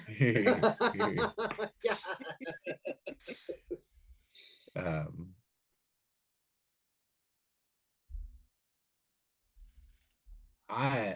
I am always looking for folks who know their way about the galaxy and know how to handle themselves. And I will say, I have not met folks with quite a full arsenal as you all seem to carry around as in quite some time. Well, it's funny you should say arsenal. Also, I imagine that every time Elior finishes a sentence, he has like a big, dopey, like shitty grin on his face. Like, not in a mean way, but just like, he's just a sweet little boy. But Ryan doesn't always do it because he's, knitting something stupid. So the beginning of this shot of this kerchief is so stupid. I have to knit front and back and front again. Ooh. On Get fingering. out. On Get out. fingering. No. No. It's gross. Gross. No. It's all done. We don't have to do it anymore. It's a curse. A curse upon whoever designed that pattern and their lineage. Was it Stephen it's- West? And it's Andrea Mowry, who we like. We like Not A anymore, curse we upon her. don't. She knows better. I trusted her. It only happens All- once for what it's worth. Go ahead. All Chris. night tonight, I was like, Patrick, this is gonna be such a beautiful bag that I will never, ever, ever, ever make again. Ever, ever, ever. I love those projects where you're just like, this is going to be the best thing I've ever made, and I will never in a million years make one ever again. Never, ever, Oh. ever, ever. Well done. It cannot be. So earlier was going to say, I think it's fair to say that we have a lot of connections, but our ship, it's good for what it does. It was designed to be a salvaging ship, and therefore didn't come equipped with quite a lot of defenses. And in the time that I've been able to work with it, I'm going to be honest with you, Zealtok. If anybody were to find us in the middle of space, we'd be dust. We're not looking for an arsenal worthy of a military, and we're not really looking for anything that would be illegal, but Not yet. Not Yes, yet. we are. At Yes, least. we are. whatever She just connection, laughs at that. whatever connections you might have to somebody who could help us upgrade our ship at a reasonable price, I would consider that a favor, worthy of being on equal footing. But again, right to refusal. This isn't a small ask. Just so I understand exactly what it is I'm being asked. You need your lovely little go-getter to get a little tougher, and you would like me to facilitate that.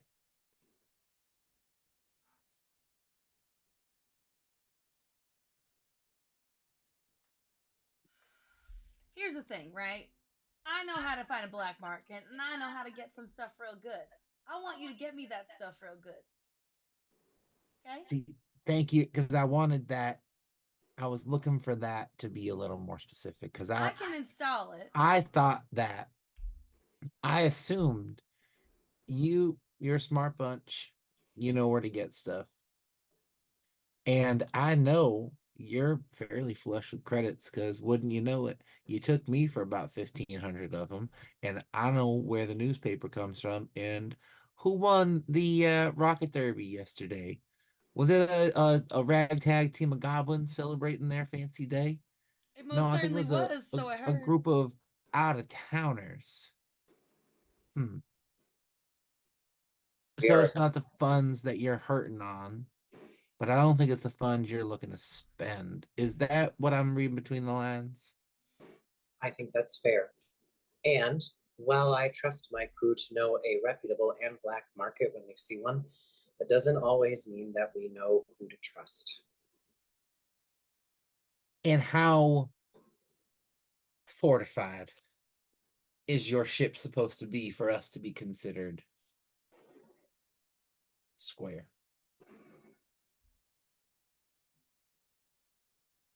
out of character. Depends on the Did job. what I yeah. Did I see when the trash syndicate attacked? Did they look like abnormally outfitted, or was that like a freak thing that we got blown up by them? So Or that the other ship got blown up? that was a case of a scale difference. Right. Yeah, I think they were Um, just incredibly well equipped and a lot bigger than we were. Yeah, so they were fine. Like they have reasonable weapons and defenses for a ship of their size. They are a ship that is multiple orders of magnitude larger than your kind of vessel. Where like yours can have a crew of like about a dozen, I think is what your class ship can hold, whereas the trash syndicate ship that came is probably closer to 200 something. So they have a lot more hull space for bigger weapons and bigger batteries that can charge those weapons. They're not maneuverable. They're not good for quick fight. Like any fighter ship would have been able to handle themselves better. But that ship in particular is made for going slow, blasting big, and then picking up the pieces. And then the Kobold brothers, I forget what their names were off the top of my head. The Dead and deader. Netters. The Nutter Brothers. The That's Netter right. Brothers. Thank you. The Netta brothers. The Netta Nutter brothers. brothers. I barely know our brothers. Sorry. They were definitely a little wimpy, right, in comparison. Yeah, they were in like single flyer like TIE fighter type shit. What's up, David? Yep. I was gonna say Levi would probably want to jump in to say like Yes.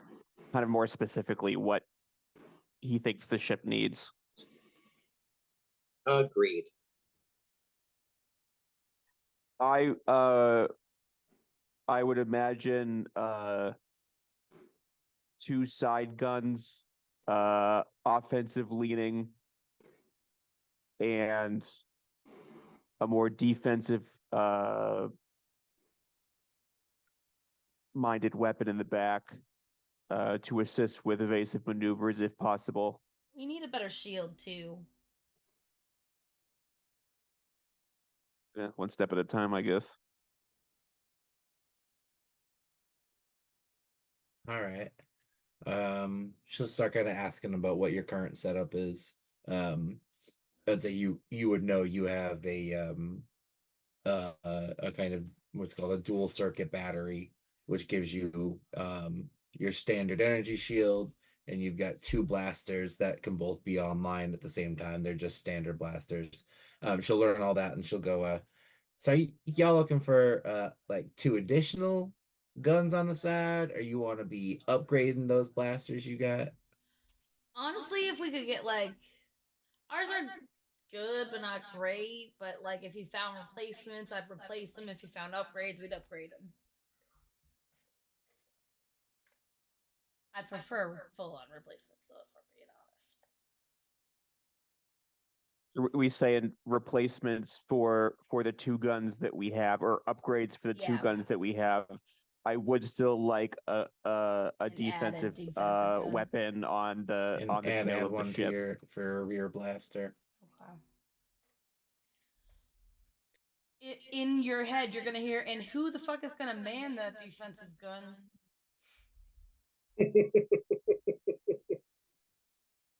Suds, obviously. Anybody. And all right. And she'll hear you talk about the shield.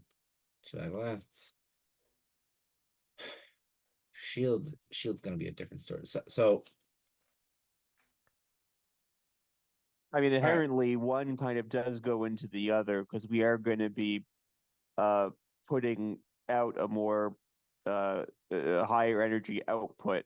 So it's going to off balance the energy that's going to be needed to keep the shields engaged as well. So well, yeah, you're gonna have some choices here to have to make. If you're gonna increase your firepower, you're either gonna have to decrease your shields, increase your batteries, or both. I can help y'all out. I know a few places I can get you some decent parts. She'll look at you quickly. You can fit them onto your ship if I can get them to you. Yeah. All right. Real talk, Really with insulted. what you're looking to get, what can you put in on your own? I'll do my best for you. But are you looking to put no credits into this sucker and hope you get something? Or can you tell me, hey, here's a little cash. Do the best, go as far as you can with this, and here's your priority list. Oh, we can throw We're some not giving you creds. money. What? We're not giving you any of our money. Wait, why not? I Oh, would we like should to do this upgrade. ourselves. I don't fucking trust this bitch. Like we're gonna give her money and say, hey, go and No. here's a grocery list, and we never see her again. No. What is happening is we are telling her what we want. We're gonna go do a little jobby job. And then what is going to happen is that she's gonna put us in touch with somebody and we're gonna give them the credits. But she Oh. needs to know how many credits we're willing We to could part with. put forward so she can start Okay, negotiating a deal. I'm gonna with go you. sit down. I'm gonna go sit down. Yeah. Oh, buddy. I hope that's Levi and not David. It's okay. Click That is is gonna totally grab Levi. Levi's hand and stop him from going to sit. You need come here. You stay here. You stay here. Sorry, I forgot. You stay here. Hold on. Okay. Does that sound reasonable to you, Zeal? I think that's gonna be the best scenario for everyone to get what they need. Bjorn will type into his comms with everyone else. What are we thinking? Like 800? 900? How much do we have? You We just got an extra currently thou. have 1,823. So you could do 800 and still have 1,000. Does Levi have any idea how much these may run? Make go ahead and make an intelligence check. Anyone who wants to try and gauge if they can know a general price, I'll say go ahead and make an intelligence check. Can I instead give Levi a +4 and cast guidance on him? Yeah. Levi add a D4 because I ain't got no smarts for this shit. I got I a ain't got no 3. smarts for this. Check. +3. 21. I'm Mama an got this one. intelligent little bitch. Intelligence check. A With D4, 9. that's 11. Click saves our asses again. Guys, be prepared for me to not roll anything higher than a 5 for the rest of the campaign. You're an artificer. You will be outrolling all of us at some point on most skills. I would have to look into what an artificer does in order to do that. I have to imagine. It's more straightforward than it's easier in practice than it is on paper. Does that make sense? Mm-hmm. So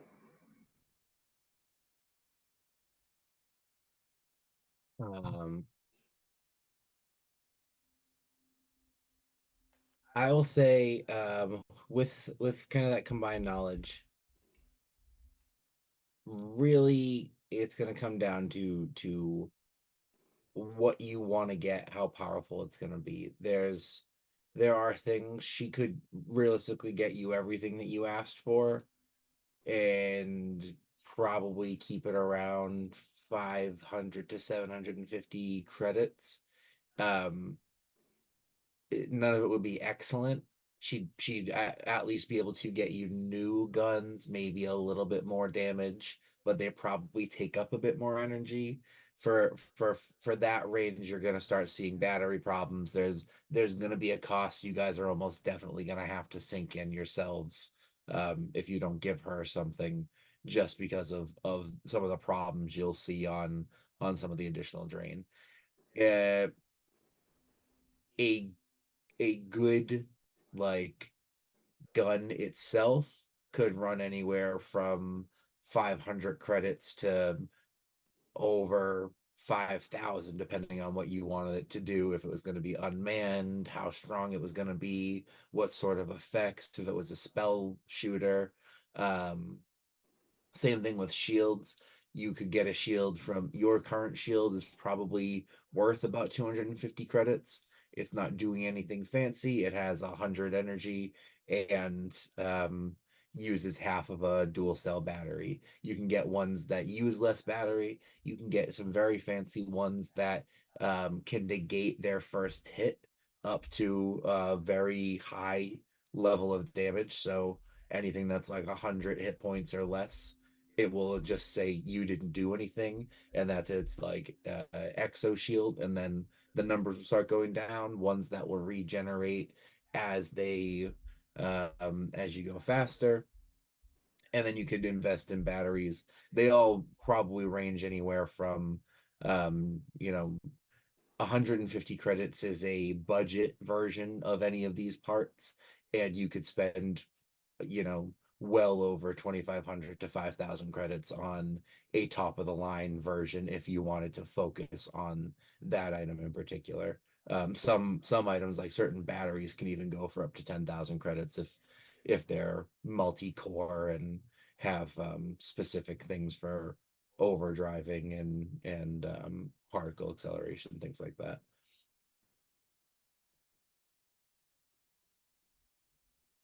Zealtok will kind of see you guys having a conversation and talking after she brought that up. She goes, "All right, how about this? I've got some goodwill to earn, so I'm gonna go out and I'm gonna see what options I can get for a little less than a fully loaded situation.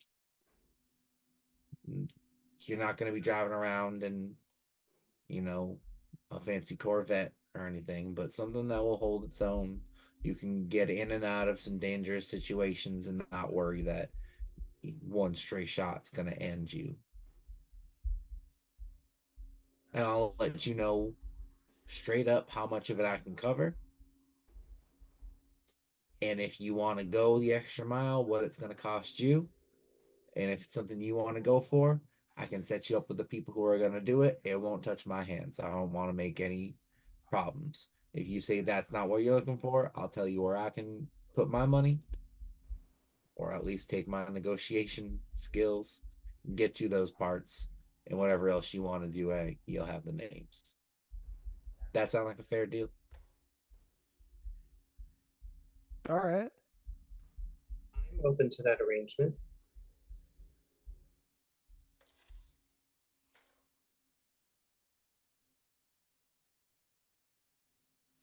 Click But is very quiet, already building a presentation in her head about what she wants to get and how to present it to the captain.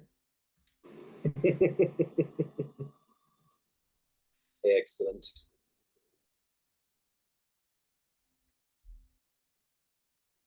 But that proposition from her sound reasonable for the crew right now?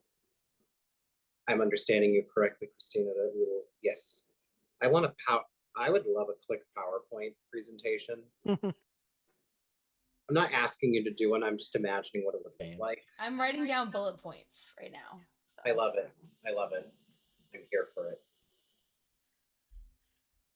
I think that sounds like a more than reasonable exchange.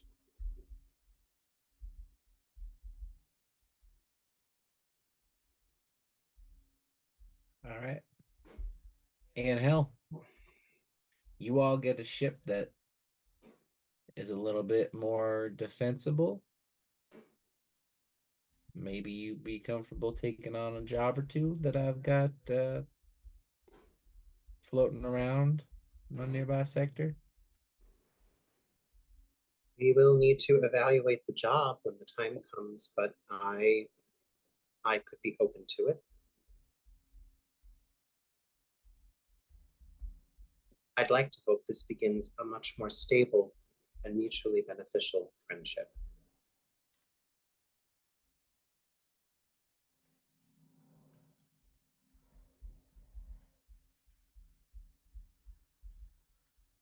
Well, that sounds good to me. Deal's been made. Can I just ask, are there really people out there that only fuck fairies?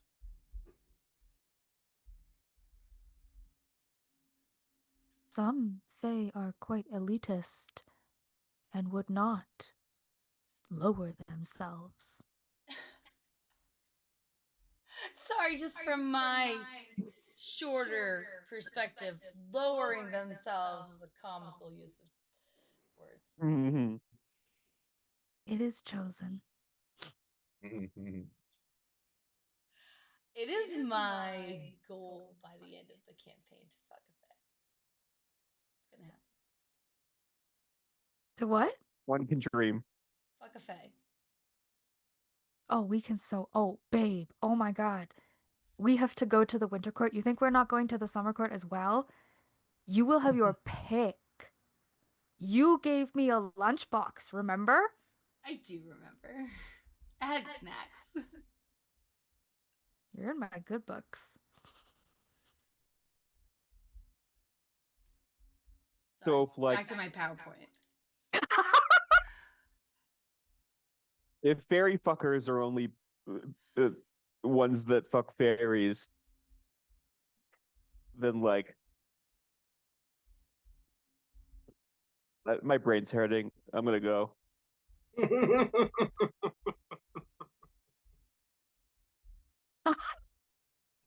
Goodness gracious. I like to think Tenebris sends you a mental image. I don't know if I can do this because it's words. And it's just one of those tawdry romance novel covers. Like, and you would recognize that it's that level of cheesy. That's it.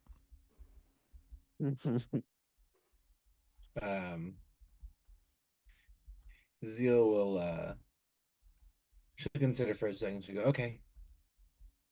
Give me the rest of the day to make a couple calls. I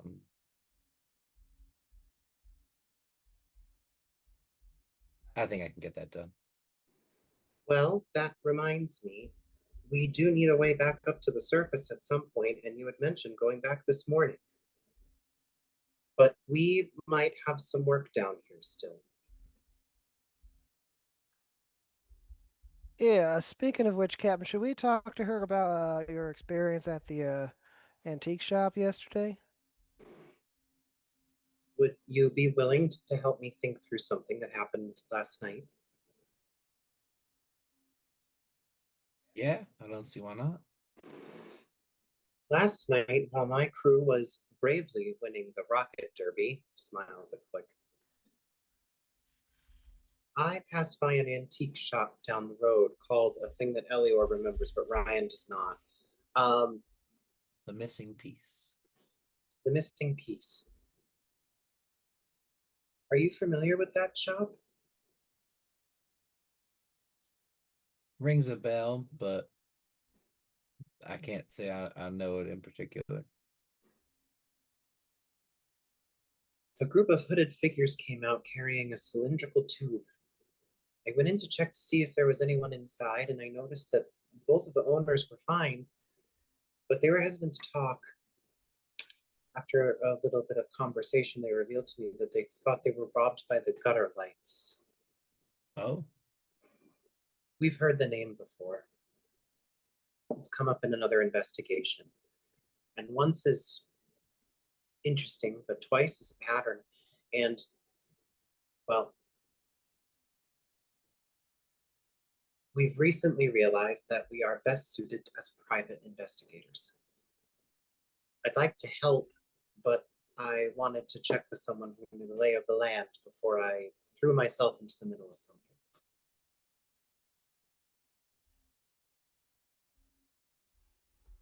Okay. Well, you certainly picked a doozy to start with. Um, Gutter Lights sort of run the Badlands around here. Sounds like their MO, whatever they took's probably got either a reputation or someone marked it as being worth enough money to them. They're not the smartest folks. I've had them try and run here a couple times. They don't go after the most powerful things. They go after the highest value things. I don't know if they even always understand what it is they're taking. Hmm. But they are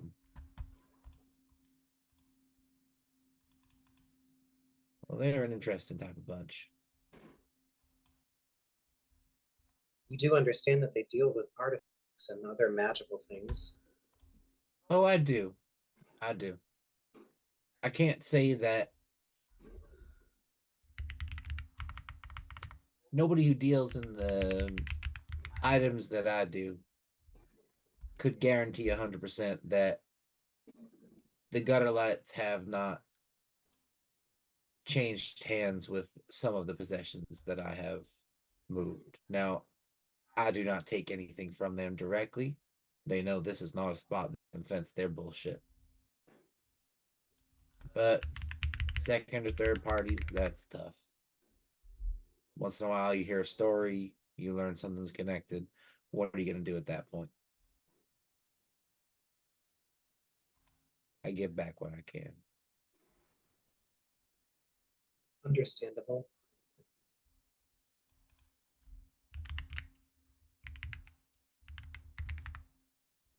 Well, we'd like to look into it.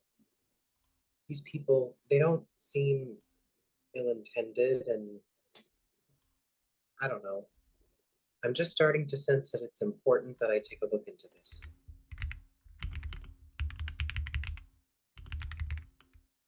Gotcha. Well, I suppose if I hear anything, I can keep you up to date. But there hasn't really been too much news. There was a ruckus I think they caused just yesterday. I don't know if that's involved. There seems to be a ruckus they cause every day, though. Listen, I've implied it, but if we're talking about trust and moving forward and partnership and all that, I don't and I don't deal with bad folks. That's not my business. I don't like to do business in um immoral areas. But I do fence stolen products. I do look the other way. I likely was suggested to you for a reason, or perhaps we just came into contact at a good time. I just think that should be known. I don't want that to be a surprise, perhaps, if that's not what you understand. One of your first impressions of our crew was that we were cold-hearted murderers that took out a merchant vessel. I think I understand what it means to do things that look bad on the surface, but are more complicated underneath. Or at the very least, don't make you a bad person.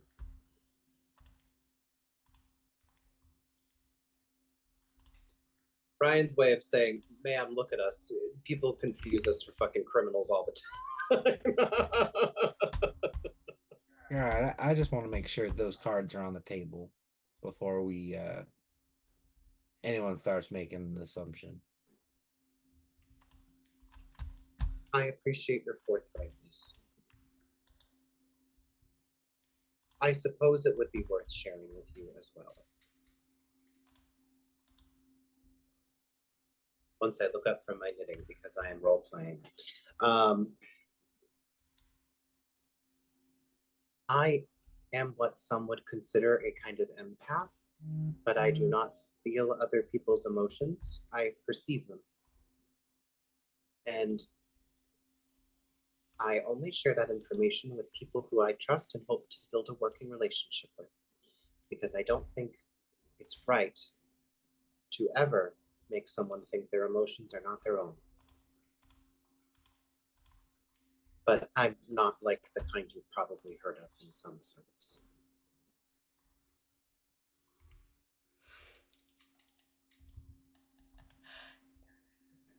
Uh-oh. What did I do?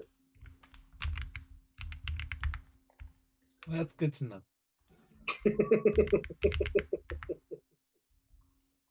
I appreciate you sharing that. And for what it's worth, it's very hard to perceive your emotions. So I trust. I still need to put my trust in you. Ryan's trying to say, basically, because I'm an eloquence bard and can't talk tonight, that like I wouldn't be. I am clearly taking a risk trusting her.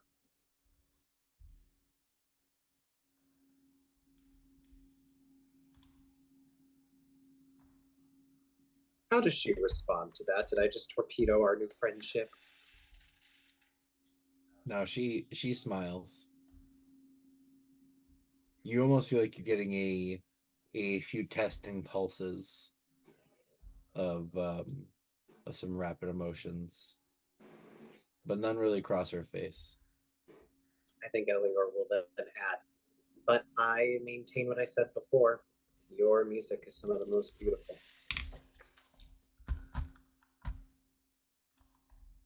Well, that's very kind of you. Well, I appreciate your assistance.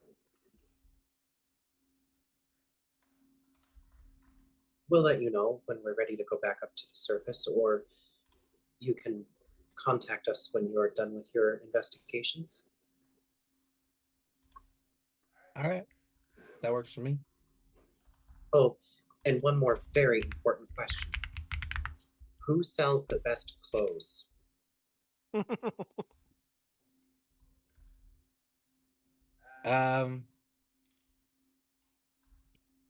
The best clothes.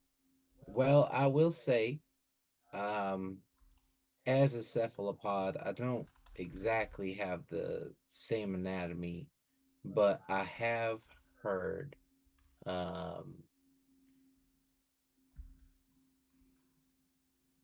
probably Betsy Torres on Ring 6. She got a lovely little shop. Anything I ought to know about Betsy Torres before we go visit her and get Levi new clothes? She's sharp. She's quick. She's just about 100 years old, but she doesn't miss a beat. Does she have a cat? No, I do not believe she has a cat. I am excited to meet her. The last few cat shops have gone great. We're gonna find out there's a whole gestalt of cats in Pat's universe. I read a lot of Murakami. All right. Any other business here with Zealtok? No. Okay. She'll flip a mechanism underneath her front desk, and you can hear the door almost kind of pop itself open, and you can hear a little more of the commotion from outside. All right. Well, if I'm gonna keep my end of our bargain, I've got some looking to do, I suppose. I'll be in touch. Excellent. It has been wonderful getting a chance to reacquaint each other, become reacquainted with each other.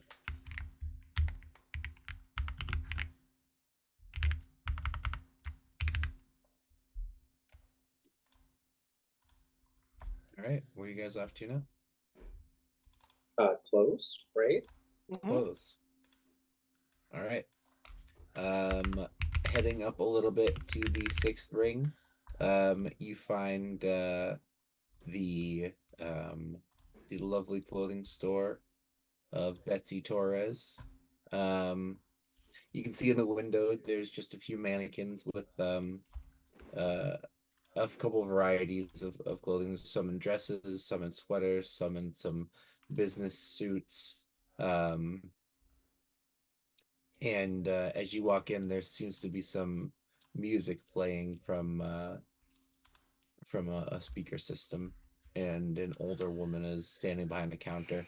She seems to be leaning over a pattern. She's got a measuring tape that she's kind of like moving about in the paper, and she's flicking with a pencil, and she seems a little frustrated, and she's trying to get some other angles, muttering to herself a little bit. Okay. And she'll hear there'll be a little bell as you guys walk in. Oh, just a second. I can't lose this thread. I've got 2, 3. Does Elior recognize what she's currently doing right now, or does this seem like an out-of-pocket tailoring technique for him? She seems to be marking off something at a consistent length on a piece of fabric. She is freehanding part of it, but she seems to be going up a few inches at a certain length from the corner and making another mark and kind of continuing up. She's keeping a count in her head. And she kind of trails off to 5, 6, 7. Yes. Hello. How can I help you? Far be it from me to interrupt a seamstress during her counting. No problem at all. It's the worst thing ever when people interrupt. My friend here, he's looking to get a little bit of a wardrobe update, and I will present Levi. She will come from around the back of the counter, and she'll start taking out her measuring tape. And we'll kind of start looking you up around and go, okay, all right, I like it. What are we feeling? What's the mood?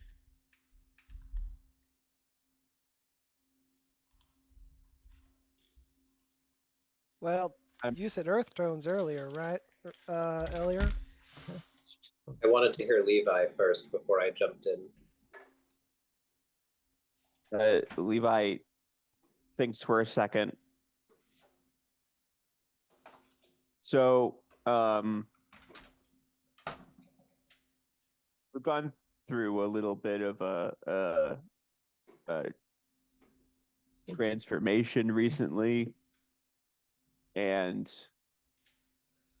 I think I want whatever I wear to say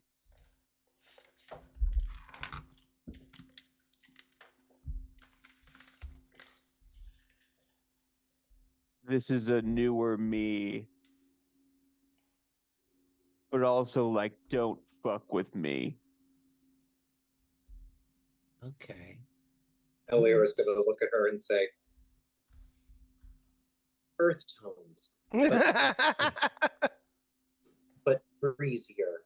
A little bit of room. Crazy earth tones. Don't fuck with you. Okay. Okay. I like it. I don't want to look like a poser, like Oh, of course. No one wants to look like a poser, dear. There's simply nothing worse in the world. All right. She'll kind of look at you and kind of grab it. Yes, I can see you've sort of changed. You look like a perfect subject. Um, Here, come with me. And she starts kind of walking to a corner of the shop. As she does, she'll flick out one of her hands, and a rack of fabrics will kind of roll out from against the wall and out towards you. And taking Elior's advice, it seems to be mixed with some earthy colors. And she goes, just sort of walk a little back and forth between these, dear. I just want to get a feel for. Okay, stop there. And Okay. she kind of like will pull her hand, and some lighter tones of the same colors will kind of fly over to her, and she'll grab, and she starts kind of like throwing things at you, and somehow they all seem to like land on one shoulder or another. They all kind of are being draped against these colors. Um, all right, and she'll kind of beckon some of you over. So, all right, what now? Does this it looks decent, but is it fit his him Levi, right? You're Levi. Is that a very Mhm. Levi feel? Is he in? eh, Um, she kind of will start looking through a few different pieces, and with some help from you all, we'll start to narrow down a color set that that kind of suits um this new Levi. But don't fuck Right. with him. Don't fuck with you. I so yeah, are we thinking um you know something uh not you're not feeling casual, you're not feeling uh necessarily offensive, but maybe sharp and maybe Think overly like sharp and loud. sharp. So And, slightly offensive, all right, all right. but only a little. Like She industrial music. she'll Like she'll take EDM. she'll take the fabrics over to her countertop, and we'll start kind of sketching out a few things, and we'll show you two or three designs of some kind of sharper cuts, some one or two look a little too Paris Fashion Weeky, of like some really like big collars sticking out, actually like sharp pointy bits to your buttons. But she starts to get a little more refined, realizing that you need to wear these around, and kind of gets a feel for who you are. Um, and she'll go into the back room, and she'll start grabbing a few shirts, a few pairs of pants, and try and get a better fit for you, get a good idea of what goes on. Um, what to you is like the ideal rework for what Levi is getting here? Yeah, like I've been thinking about it this whole session. I think They also don't have to be earth tones, by the way. well, I'm not against earth tones. Um I want a velvet blazer. I know I want that. But yeah, Um Probably make that the most like accentuated color. I think I still want to do purple, but like a bit more vibrant of a purple than the coat that I was wearing before. Um, Under the blazer, I would like to have a um probably a variety of various graphic tees of music and intergalactic bands that Levi loves. Um, Probably mixed with uh a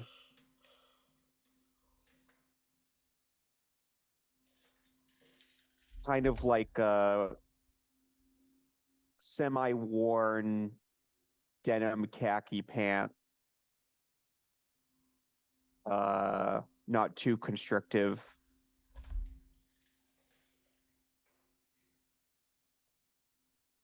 And then probably like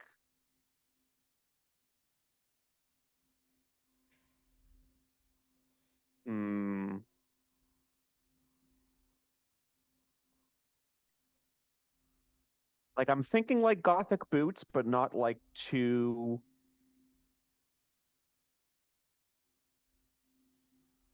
big. Unless I misunderstand Gothic boots. They're usually pretty large, right? I could walk over to die with your boots on and take some photos for you. I think they Oh, can vary, yeah. right? They can have like platforms or not so much. Goth boots, Oh, if I remember, are typically platform and lots of buckles and spikes. Okay. If I'm So how understanding about correctly. kind of like a nice leather boot?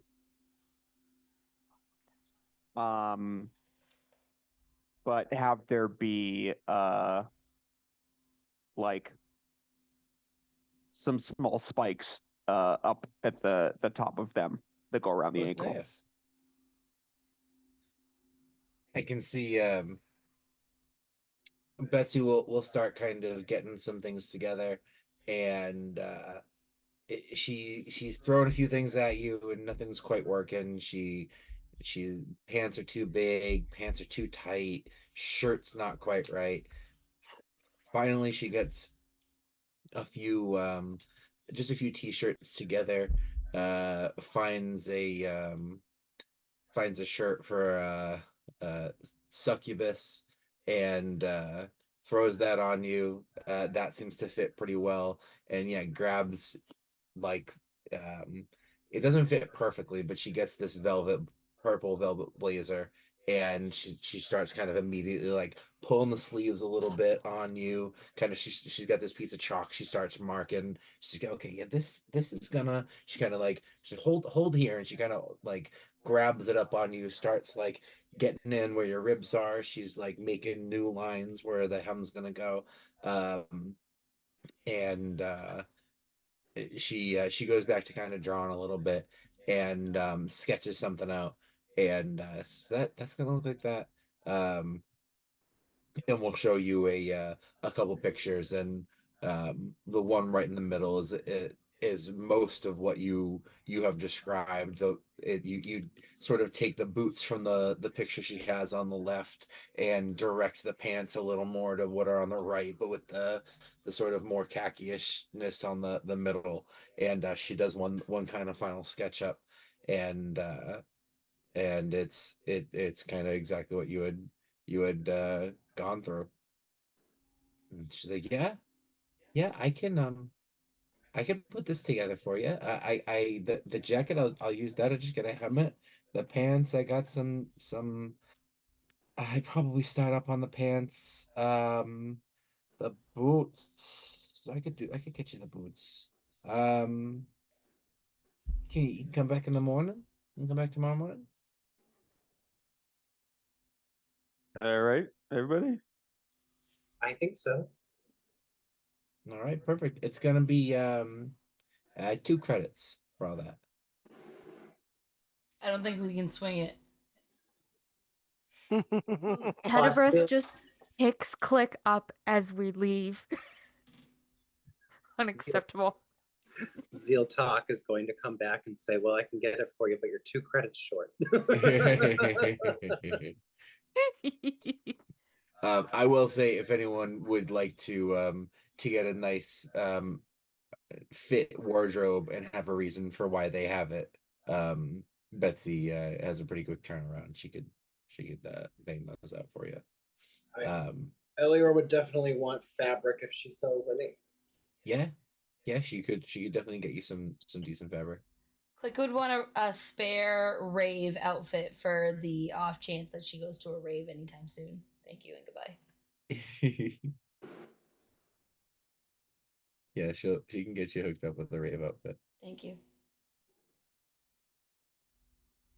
All right.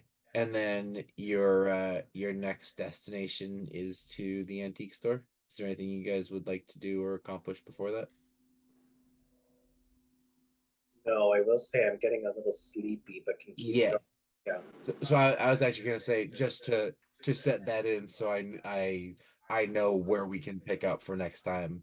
If that works, we can call the session here and then pick up next session with you guys getting to the antique store and doing a little investigating. And our first side quest, well, first quest really, First first quest. quest. Potentially, who knows? You guys might learn stuff and decide you want to go do another drinking competition or fight. It was dwarf. really profitable. Don't give us the option of drinking if you don't want us to drink. I can't not. I'm just Oh. telling you what the world exists around you guys. You Also, don't- were the Nutter Brothers, were they goblins? they're Kobolds. kobolds. Oh, that's good. Okay. I had that like quick little panic when somebody brought Oh. up the Nutter Brothers earlier. I was like, oh. Yeah, we mean, didn't really mention in Zeal-talk that we did kill people during the race, but that was like illegal somehow. It's Definitely. Goblin was public. Con. I mean, come on. What happens at Goblin Con stays at Goblin Con, including the corpses of your relatives. It's like the first season of Game of Thrones. It's not a successfully fun wedding unless 3 people die. Something like that. Ryan's gonna die from the sleepies. Go to Don't sleepy. die from the sleepies. I won't die from them. I'll just succumb to their whims. You just Ryan, sleep. quick question: Sweet, how sweet embrace. quickly was that, Lunar? the sweet, sweet embrace. Sorry. But you're fine. I was gonna ask how quickly is Elior able to like turn around an outfit? Like, do they do it magically or I put it in the same skill set as the knitting. So like Pat, it's up to you. Pretty quickly. There's His no reason to time gate that. So yeah.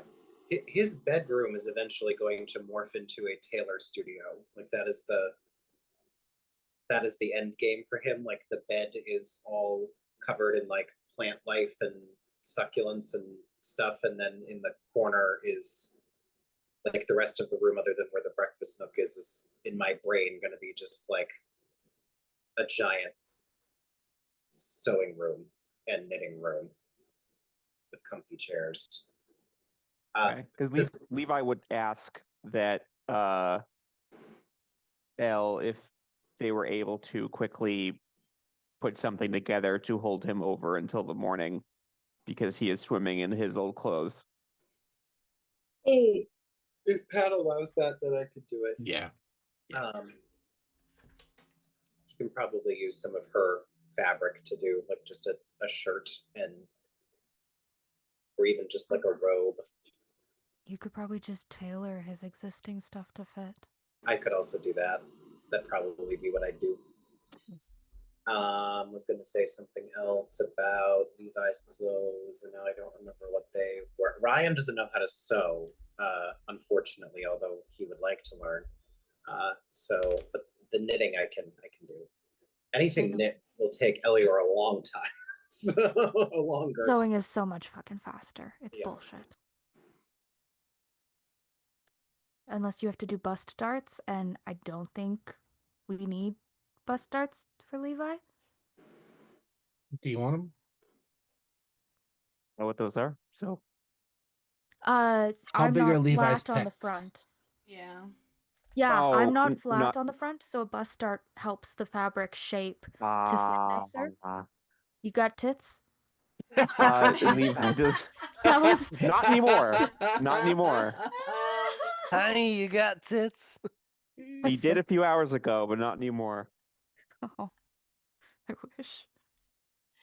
I wish. You got tips? Well, that's what ChatGPT is for. I love that I give this whole great explanation, and right at the end, I'm like, "You got tits? That's You a very got easy." tits. Gemini, do you have tits?